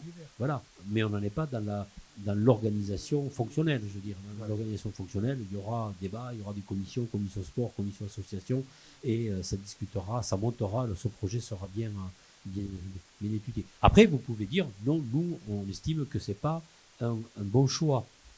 C'est ce que vous pensez. Non, je sais pas. Mais pour l'instant, si vous voulez le principe, Madame Cos, le principe n'a pas été débattu parce qu'il fallait se positionner, parce qu'il y a plusieurs acquéreurs qui seraient amenés à acheter ce bâtiment, et que nous avons, nous, tout simplement, proposé de l'acheter parce que c'est un bâtiment, au prix où nous l'achetons, on n'aurait pas, si on devait construire une maison des associations, ça coûterait beaucoup plus, bien plus. Donc là, on peut agencer, on peut faire par partition, on peut l'agencer progressivement, on n'est pas obligé de tout ouvrir, on peut le faire intelligemment, le moduler comme l'on veut, et là, effectivement, il y aura une commission qui travaillera sur l'agencement de cette maison. Ce que je veux dire, c'est pas de dire qu'on est pour ou contre. La question, c'est que le principe même de positionner à partir de cette opportunité la maison de culture à cet endroit-là, dans cette configuration-là, n'a jamais été débattu sur son principe, d'abord. Alors que sur le fait c'est tout ce que l'on veut dire. Ne faites pas dire qu'on est contre. Effectivement, on relève qu'il y a des associations qui n'ont pas compris aujourd'hui ce choix et que nous, on n'est pas en situation aussi d'éclairer les décisions et vous l'avez répété là, que vous avez décidé de prendre seul. Voilà. Ben, on le prend parce qu'on est aux commandes, Madame Cossin, et qu'on est aux commandes, et peut-être qu'on le saura encore, et qu'on gère la ville avec des choix politiques comme l'on entend. Quand vous dites on n'est pas pour, on n'est pas contre, comme d'habitude d'ailleurs, comme le festival de l'interne. Pas pour, pas contre, on ne sait pas, on attend, c'est toujours, c'est jamais oui, c'est jamais non, mais c'est non au final. Donc c'est jamais oui, ça a été bien. Oui, vous avez eu raison de faire un festival ou d'acheter Delmas. C'est toujours... non, c'est pas ça votre démocratie. C'est pas ça votre démocratie, Madame Post. C'est pas... Alors, on va attaquer peut-être, à moins qu'il y ait une autre question, sinon on va attaquer... Pardon? Une autre... Oui, Monsieur Collin? Non, juste une petite précision. Oui. Vous dites, je suis aux manettes, c'est à moi de décider. Non, nous sommes aux manettes, le conseil municipal. Oui, mais le problème, c'est qu'il y aurait eu une délibération du conseil municipal qui décide d'acheter le bâtiment d'Elmas. Pourquoi pas? Pourquoi pas? Comme Alphacan.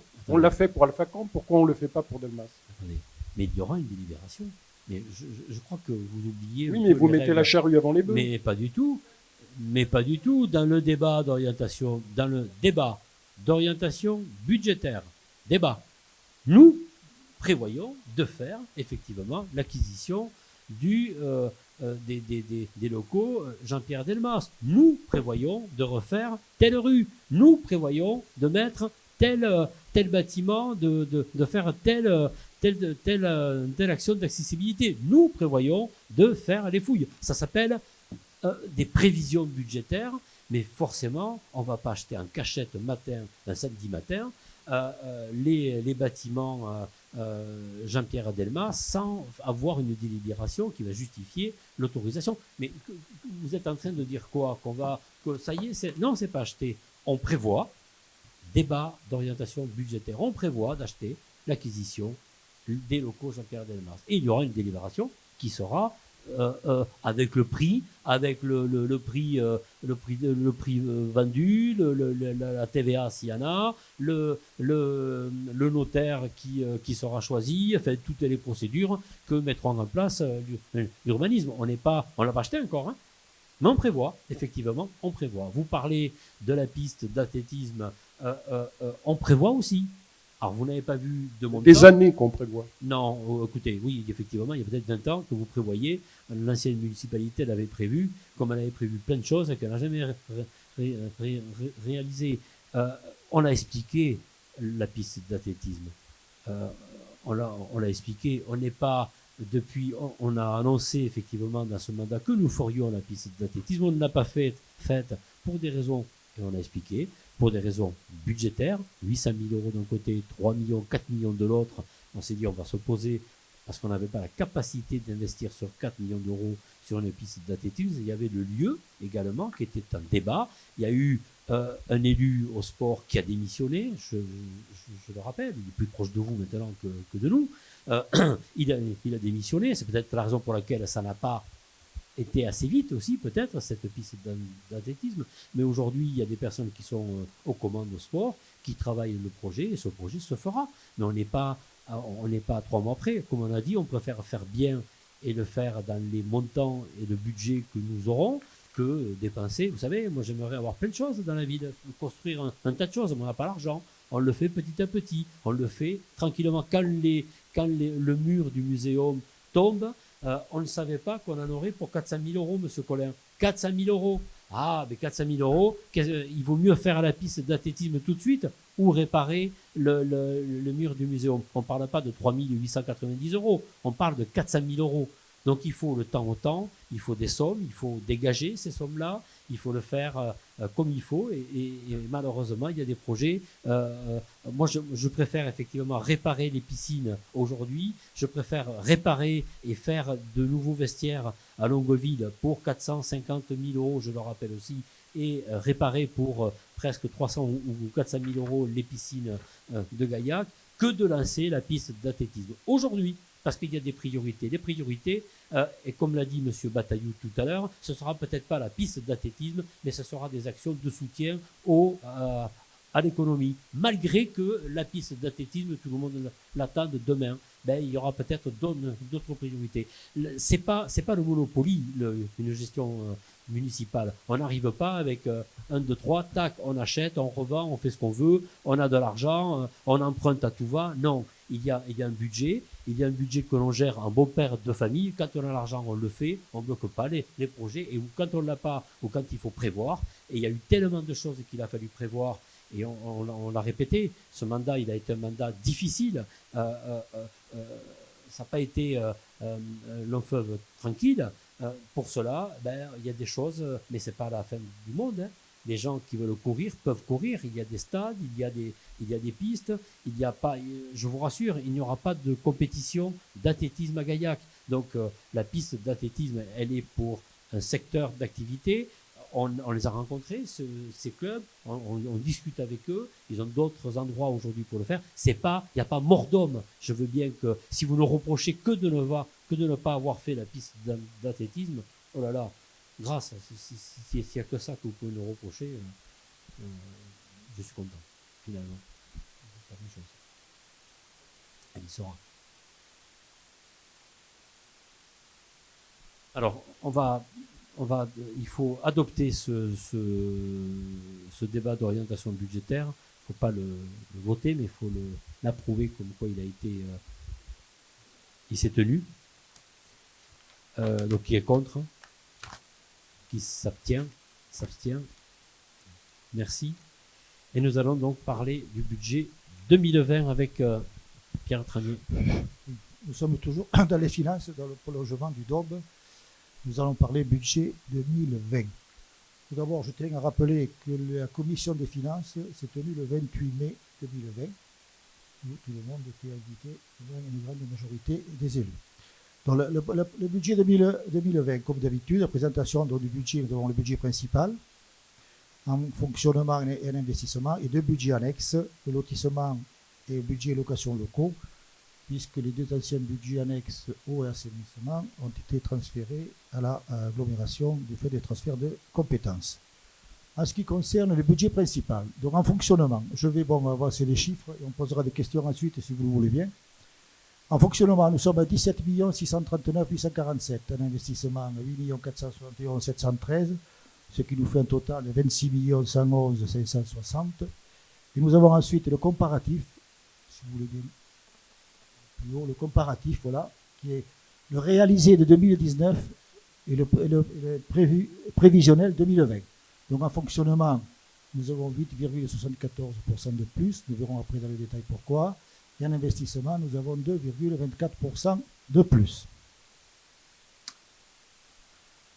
Les dépenses réelles de fonctionnement, donc 15 267 639, se décomposent de la manière suivante. Charges à caractère général, 6 282 820, charges de personnel 7 millions, dépenses imprévues 50 000, autres charges de gestion courante 945 000, charges financières 262 000 et divers 727 719, donc contribution de compensation de 236,19 €. Les charges à caractère général représentent 41% du total des charges, les charges de personnel 46%, l'année dernière elles étaient à 49%, et les charges financières 1,72%, l'année dernière elles étaient à 1,08%. Parallèlement, vous avez le comparatif 2019-2020, avec dans le réalisé 2019 en charge à caractère général, nous avons en 2020, nous avons moins 5,57 qui s'explique que nous n'avons pas provisionné de charges pour le mois de décembre 2020 au titre d'une éventuelle manifestation du Festival des Lanternes. Les charges de personnel ont augmenté de 2,88%. Les autres charges de gestion courante, 945 000 de 4,47. Les charges financières de 226 passent de 162 à 15,49% de plus. Et les divers, nous verrons ensuite dans le détail ce que ça représente, soit 64,46%. Donc 15 267 339. Vous avez parallèlement, vous avez tous reçu les documents, donc vous avez le détail des charges en fonctionnement, dont les charges à caractère général. S'il vous plaît.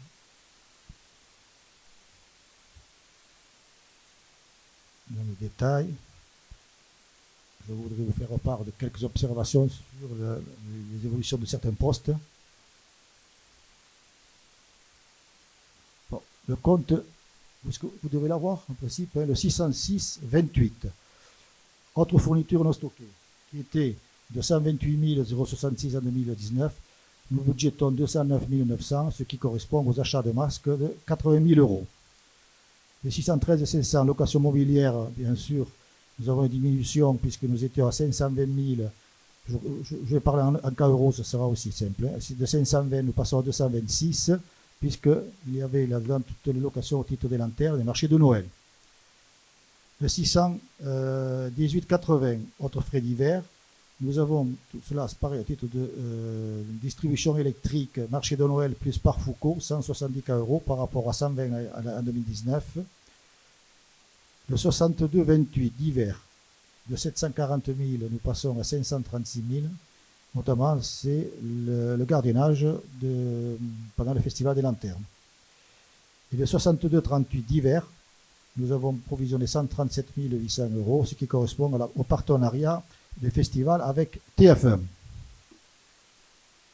Ensuite, vous avez le 62,88, Lanterne Group, ça c'est le reversement à l'entreprise chinoise, hein, de 1 848 000 réalisé en 2019, passe à 2 006 en 2020. En 635,12, rappel, la taxe foncière qui était de 67 000 passe à 217 000. Dans la présentation du DOP, M. Lebert a parlé évidemment du rappel de la taxe foncière d'Alphacan de 2019. Et ensuite, le 63,58, nous avons également provisionné 100 000 € d'IS qui sont intégrés dans les 50 200. Ensuite, en ce qui concerne atténuation de produits, donc attribution de compensation, c'est l'agglomération, 235 €. Nous avons ensuite le CCAS. Donc, l'année dernière, il avait été versé 120 000 €. Et cette année, comme il a été noté dans le DOB, nous provisionnons 140 000 €.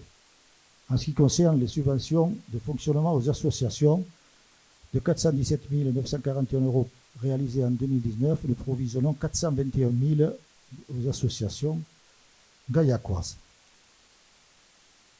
Et ensuite, les charges exceptionnelles, dont autres charges exceptionnelles, le 678 correspond donc d'une part aux subventions au budget location, puisque là, ce budget est un budget, comme vous verrez tout à l'heure, relativement très déficitaire. Donc, nous prévoyons de verser une subvention d'équilibre, et plus le reversement des restes à réaliser au titre de l'eau et de l'assainissement, reversement à l'agglo. Je tiens à préciser au titre des subventions que les subventions communales que nous avons de 421 000 viennent s'y rajouter les subventions au Franca, MJC, école privée, Calandreta pour 435 586 €. De toute manière, c'est supporté en charge par la mairie puisque c'est retenu dans les attributions de compensation. Voilà ce qui concerne les dépenses de fonctionnement. En ce qui concerne les recettes de fonctionnement, recettes réelles de fonctionnement, je tiens à le préciser quand même. Donc nous avons, elles s'élèvent à 17 339 847, atténuation de charges 150 000, produits de services 4 501 600, impôts et taxes 8 513 473, dotation à participation 3 064 270, produits de gestion 186 000, produits financiers 1000, produits exceptionnels 43 000, reprise sur provision 300 000 et résultat reporté 580 504. Et nous avons donc un montant de 17 339 847. Vous avez parallèlement le comparatif 2020 prévisionnel plus 2019 réalisé. Et donc nous avons une atténuation des charges qui était 164 passe à 160. Le produit de service qui était de 5 585 passe à 4 501. Ça c'est les recettes des festivals lanternes au mois de décembre 2020 non provisionnées. Impôts et taxes, 8 436 par rapport à 8 513, c'est relativement stable. Dotation et participation, pareil. Autres produits de gestion, 186, et produits exceptionnels, 43. Nous sommes bien. Donc, si on rajoute les 300 000 € à 17 339 847. En ce qui concerne le détail, certains postes appellent les commentaires suivants. Dans le poste 70-62, redevances et droits de service à caractère culturel, cela concerne bien sûr les recettes du festival. puisque les 4 546 000 réalisés en 2019, nous prévoyons 3,6 millions, qui n'est même pas une prévision, puisqu'il y a assez de réalisés au titre du mois de janvier, plus les autres redevances. Ensuite, le 73-36, droit de place. Nous avions 96 301 et nous avons budgété 55 600. Comme l'a dit tout à l'heure M. le maire dans la DOB, premièrement, il y a les recettes du 1er mai à moins, plus les redevances du domaine public des commerçants qui sont autour de la place de la Libération et autres.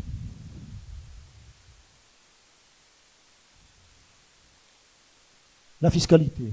Ensuite, nous passerons aux questions, si vous le voulez bien. La fiscalité, donc les taxes d'habitation, nous ne parlons pas des taxes d'habitation. Taxes foncières, donc les taux restent les mêmes, 25,93, 25,93.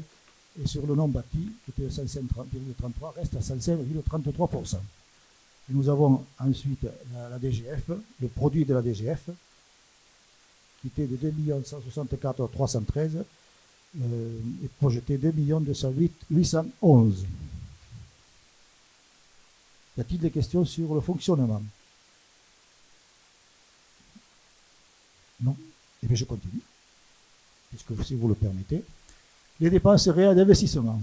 Donc, nous avons 8 173 713 en total, répartis de la manière suivante. Remboursement de la dette, ceci c'est le capital des emprunts, 1 518 300, déficit reporté 684 117, dépenses imprévues 50 000, subvention d'équipement versée 135 000, qui correspond à 100 000 euros versés à l'agglomération au titre de la compétence aux voiries et 35 000 euros opération façade. Divers 25 000 et opérations d'équipement qui sont bien sûr les investissements pour 5 762 996. Vous avez ensuite à la page suivante les principaux projets 2020. Hors repos. Équipement des services, 247 000. Équipement sportif, 599 400. Vie quotidienne, programme route, voirie intercommunale et espace vert, plus ce qui fait 1 228 757. Le patrimoine qui est l'abbatiale et quelques équipements 792 500. Rénovation bâtiment, sécurité bâtiment, accessibilité, travaux divers bâtiments 977 700. Et les autres, 1 179 750, donc maison des associations, réserve foncière, jardin partagé, cimetière, quartier Lantajouk, études quai Saint-Jacques et pont rue du Château de Longue. En ce qui concerne les recettes réelles d'investissement. Donc, les subventions pour au total de 6 099 205. Subvention 1 029 011. Emprunt 1 900 000. Dotation fonds divers 640 000. Excédent de fonctionnement 2019 2 130 195. Divers 5 000. Et produit de cession d'IMO 395 000. Ce qui fait donc un total de 6 099 205. Le produit des cessions d'IMO concerne l'échange de la maison brosse plus un lot à bâtir. La cession d'une maison 31 avenue Règne et Danube, 3 lots terrain à bâtir et la maison zone de Romagnac. Un total de 395 000 euros. Ensuite, vous avez les principaux ratios. Voilà.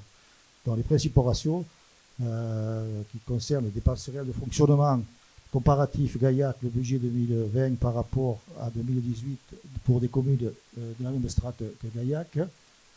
Donc nous avons les dépenses de personnel 45,85 alors que les communes identiques sont à 59,70.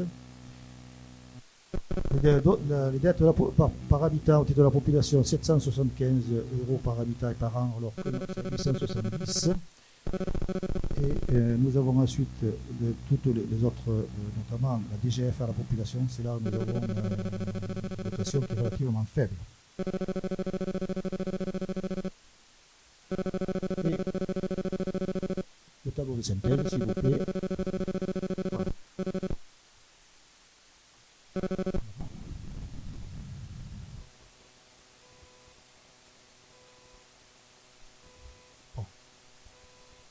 Vous l'avez tous, ce tableau de synthèse? Vous l'avez pas. Bon.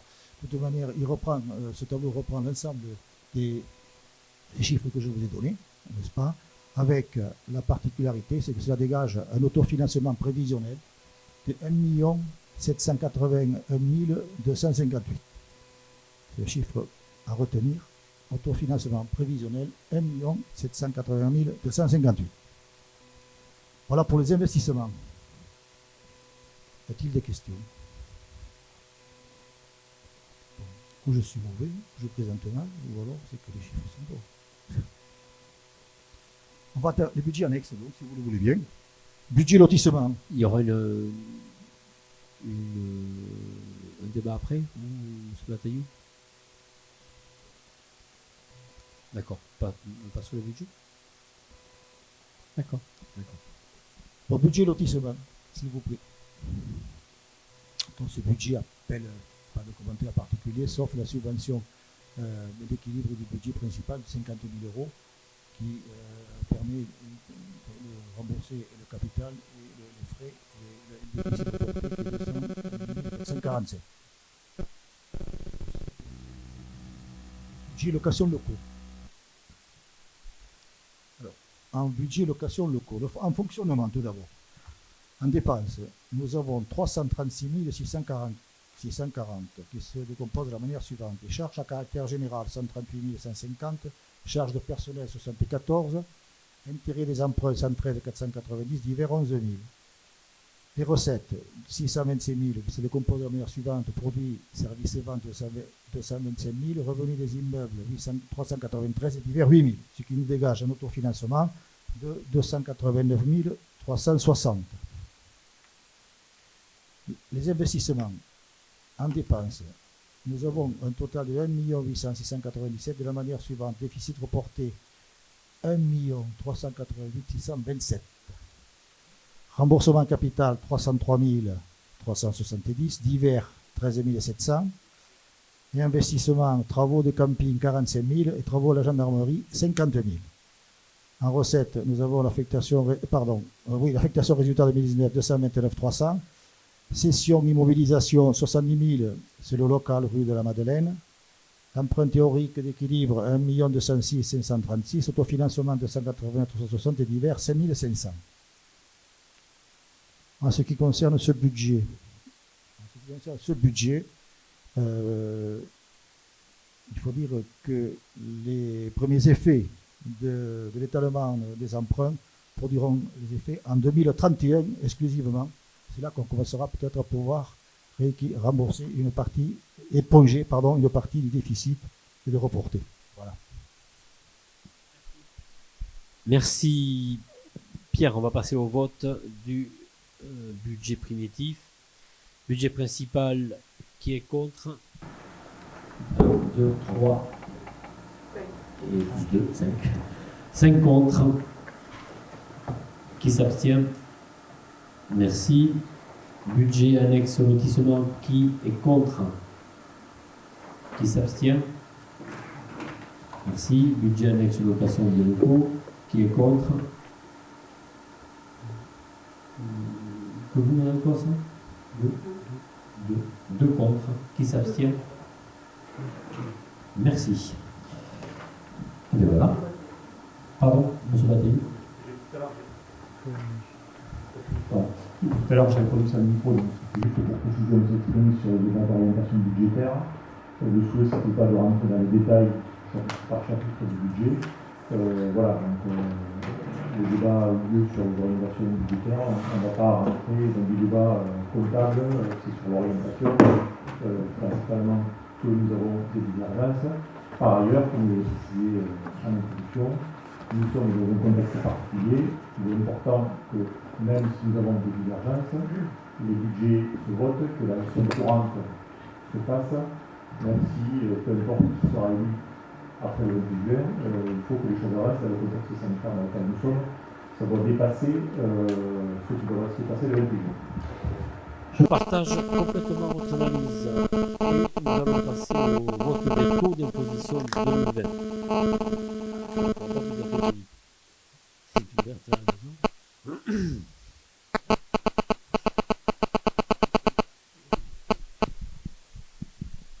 Bien, en ce qui concerne les taux, excusez-moi. Donc nous votons que pour pour les taux taxe foncière bâtie et du non bâti. Donc, taxe foncière bâtie, le taux est de 25,93, taux 2020, et le taxe foncière non bâtie, 105,33%. Voilà, alors qui est contre, qui est pour, qui s'abstient, qui est contre? En fait, on va vous raconter la petite anecdote, c'est que quelques jours, on était persuadé qu'on avait voté ce taux. Je ne sais pas pourquoi, le Covid était la période. Bon, j'étais persuadé. Et donc Pierre, qu'on avait voté. Alors, pour le vote des taux d'imposition, qui est contre? Qui s'abstient? Merci, vote à l'unanimité. C'est vrai qu'il n'y a pas de changement, donc on ne peut que s'en réjouir.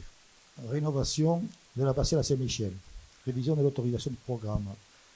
Par délibération du 24 mars 2016, une autorisation de programme pour les travaux de rénovation de la passerelle à Saint-Michel a été créée avec les crédits de paiement associés. Il est donc proposé au conseil municipal de réviser l'autorisation de programme, de modifier les crédits de paiement de la manière suivante. Le montant des appels à projet, hein, donc au titre de montant initial, il y a 2 410 000 euros. Les AP révisés, 2 973 121,99 pour être précis.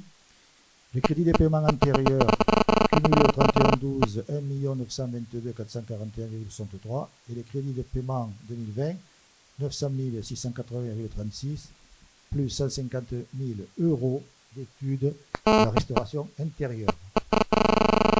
Merci Pierre, qui est contre. Une question, M. Collet.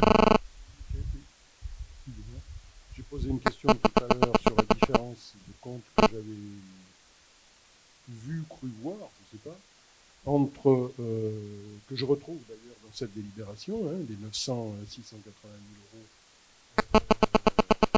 de crédit de financement, alors que dans le DOB, il était annoncé une somme différente. Donc j'ai pas eu de réponse, je vous la repose. Vous pouvez la reposer. Pardonnez-nous de ne pas vous avoir répondu. C'est que le prix des fouilles a été modifié. Enfin, le travail qu'il y a à faire et la formule de travail qui a été fait, qui est à faire, a été revue par la DRAC et les montants ont été rehaussés, relevés, ce qui est scandaleux parce que pour faire des fouilles, on approche les 400 000 euros pour aller chercher 2 crânes de chat et enfin, rien quoi, voilà, et 400 000 euros. Voilà les 400 000 euros qu'on pourrait mettre, Monsieur Bataillou, je vous rejoins là dans l'économie ou le soutien à des actions à la population. Voilà, mais c'est le montant. Ça avait été provisionné, je crois, 250. Enfin bref, c'est passé de 250 à 400 comme ça. Et on n'a rien à dire. On peut pas. C'est comme ça. Alors, le surnom de Monsieur Soriano, c'est Monsieur 70. 70%. À minima, nous aurons 70% de subvention, mais bon, ça reste quand même une somme énorme pour faire ces fouilles. Voilà la différence, parce qu'on n'avait pas budgétisé ce montant-là. Il était plus bas, effectivement. Qui est contre? Qui s'abstient? Merci. On passe à la réaménagement du quartier de l'Antajou et notamment l'autorisation de programme qu'il faut voter. Je continue. Ok. Réaménagement du quartier de l'Antajou, autorisation de programme. Donc, dans le cadre du projet de réaménagement du quartier de l'Antajou, les dépenses d'investissement vont être réalisées sur plusieurs exercices. Afin d'éviter une inscription budgétaire de la totalité de la dépense la première année, puis reporter d'une année sur l'autre le sol, il est possible de recourir à la procédure aux autorisations de programme des crédits de paiement, APCP. Cette procédure vise à planifier la mise en œuvre d'investissements sur le plan financier, mais aussi organisationnel et logistique en respectant les règles d'engagement. Les AP constituent la limite supérieure des dépenses qui peuvent être engagées pour le financement des investissements. Elles demeurent valables sans limitation de durée jusqu'à ce qu'il soit procédé à leur annulation. Elles peuvent être révisées chaque année. Les crédits de paiement constituent la limite supérieure des dépenses pouvant être mandatées durant l'exercice pour la couverture des engagements contractés dans le cadre des autorisations de programme. Le budget de N ne tient compte que des CP de l'année. Chaque autorisation de programme comporte la réalisation prévisionnelle par exercice des crédits de paiement ainsi qu'une évaluation des ressources envisagées pour y faire face, FCTVA, subvention, autofinancement, emprunt. La somme des crédits de paiement doit être égale au montant de l'autorisation de programme. Donc, il vous est proposé de créer l'autorisation de programme suivant. Nature du programme, carte d'identité à jour, numéro de l'opération 948, montant TTC de la paix 1 760 000 euros, crédit de paiement annuel 2020 275 000, 2021 1 150 et 2022 335. Les dépenses seront financées par l'OFCTVA, les subventions, l'autofinancement et l'emprunt. Est-ce qu'il y a des questions sur cette délibération? Qui est contre? Qui s'abstient? Merci. Il y a une demande de subvention leader pour la création des vestiaires sur le site de Longueville, avec la modification du plan de financement également. Donc, Monsieur le maire rappelle, par délibération du 9 juillet 2019, le conseil municipal a adopté un plan de financement pour la création des vestiaires rugby sur le site de Longueville. Suite à l'attribution des marchés de travaux et aux notifications des cofinanceurs, il convient d'adopter le plan de financement définitif, à savoir montant de l'opération 386 920,44 hors taxes, avec donc demande l'État DETR 116 075, la région 58 037, le département 58 037, les fonds leaders 40 000 et l'autofinancement par la ville de Gaillac 114 768. Donc, il est proposé au Conseil de renouveler la demande de subvention leader pour un montant de 40 000 euros et d'adopter le plan de financement tel qu'énoncé ci-dessus. D'aller chercher 40 000 euros, c'est un petit peu l'objectif aussi, pour qu'on n'avait pas mis au début, M. Collen. On l'avait déjà voté. Hein. Les 40 000 euros, on les avait déjà votés le 9 juillet. Les montants ont changé sur la Par contre, les montants ont changé parce que j'ai remarqué, enfin, c'est pas pour faire le chipoteux, hein, j'ai remarqué que sur l'État, c'était passé de 94 000 à 116 000. Et sur, je vous épargne les euros, et sur les départements, c'est passé de 75 000 à 58 000. C'est-à-dire que oui, l'un équilibrant l'autre, je suppose, mais de toute façon, on se retrouve avec 386 000 euros, ce qui était hors taxe à peu près ce qu'on avait prévu en juillet 2019. Hein. Il n'y a pas de changement de taille. Mais les montants ont été modifiés. Voilà, mais les montants ont été modifiés pour les différentes subventions. Voilà l'explication. Qui est contre? Qui s'abstient? Merci. Tableau de répartition des subventions aux associations pour l'année, c'est Christelle Hardy qui va la présenter. Merci Pierre pour le travail et merci également à M. Samy et les services financiers pour faire tous ces chiffres. À chaque fois, et bien sûr à la direction générale, à Patrice Drilol, car c'est toujours un travail important. Alors, cette délibération, alors si vous le permettez, nous ne rentrerons pas à la ligne sur les subventions. Vous poserez les questions si vous devez en poser sur des attributions de subventions. Subventions aux associations. Bonsoir à tous. Subventions aux associations pour l'année 2020. Monsieur le maire propose à l'Assemblée d'approuver les montants des subventions aux associations pour l'année 2020 tels que détaillés dans le tableau annexé 6 juin. Alors, juste une petite précision, suite à l'étude technique des dossiers de demande de subvention, la commission sport et associations, au 25 mai dernier, nous a permis d'échanger, d'ajuster certains arbitrages pour aboutir au tableau des subventions accordées au titre de l'année 2020. Je soulignerai toutefois nos axes de travail. Le maintien à minima des subventions de l'année précédente. Une attention particulière a été portée au vu de la situation actuelle qui a contraint les clubs et associations à interrompre leur programmation ou leur saison, les confrontant à des difficultés. Nous nous laissons la possibilité d'apporter des aides complémentaires au cas par cas. Concernant les demandes de subventions pour des manifestations actuellement en attente de confirmation en raison de la situation sanitaire, nous avons pris acte des demandes et attribuerons les subventions exceptionnelles correspondantes en cas d'organisation effective de la manifestation. C'est avec une attention toute particulière que nous avons étudié ces demandes, notamment en raison de la crise sanitaire qui a directement impacté l'activité de la plupart des associations. Je tiens d'ailleurs à exprimer au président, bureau et bénévoles tout notre soutien. Vous avez pris connaissance du tableau détaillé, je ne le parcourrai pas ligne par ligne. Donc là, je suis à votre écoute si vous avez des questions ou si vous avez des informations complémentaires. Merci. Question. Oui, tout à fait. Merci. Donc, qui est contre? Pardon?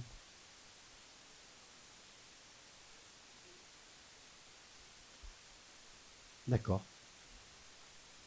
D'accord. La Seine, le Basis ne prend pas au vote. Pas en vote. Et Bernard Barthes pour l'UDICT et pour l'Agassi.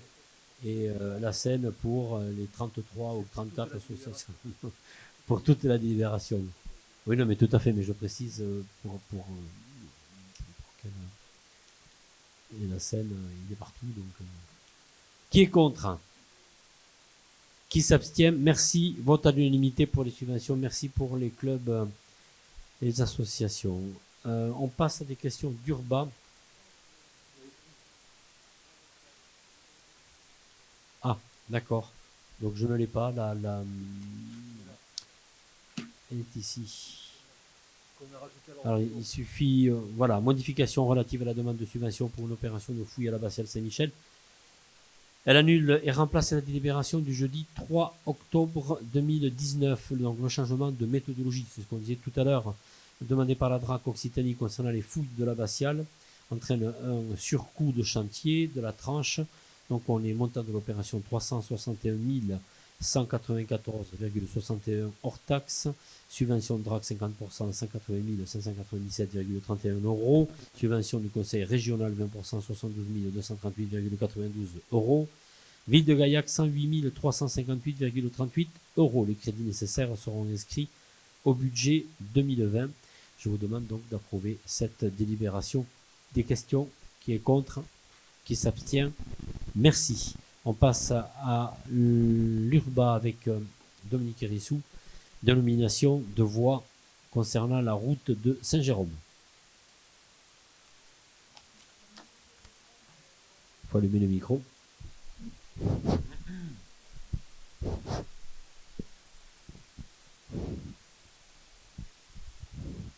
Donc nous vous proposons donc la dénomination chemin de Cantoperlic. Donc il s'agit de la continuité du chemin de Cantoperlic, donc qui se situe entre le chemin de la plaine de Galan et la route de Galan. Donc vous avez le plan donc à l'écran. Et ensuite une autre voie donc que nous vous proposons, route de Saint-Jérôme, c'est la dénomination de la continuité de la route de Saint-Jérôme. Cette voie relie la route de Barat au chemin de Cabanet. Est-ce qu'il y a des questions? Qui est contre? Qui s'abstient? Merci.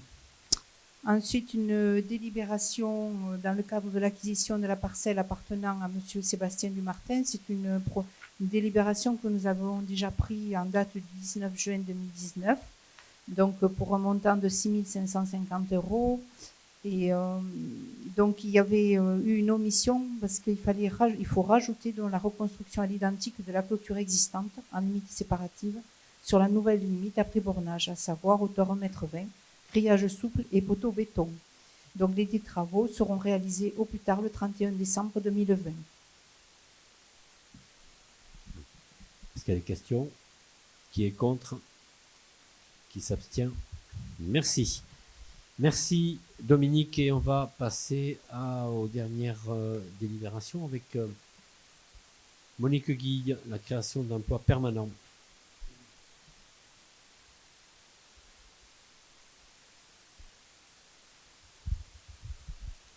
Alors bonsoir à tous. Donc c'est la création d'emplois permanents. Alors le maire informe l'Assemblée, conformément à l'article 34 de la loi numéro 84-53 du 26 janvier 1984 portant dispositions statutaires relatives à la fonction publique territoriale, les emplois de chaque collectivité ou établissement sont créés par l'organe délibérant de la collectivité ou de l'établissement.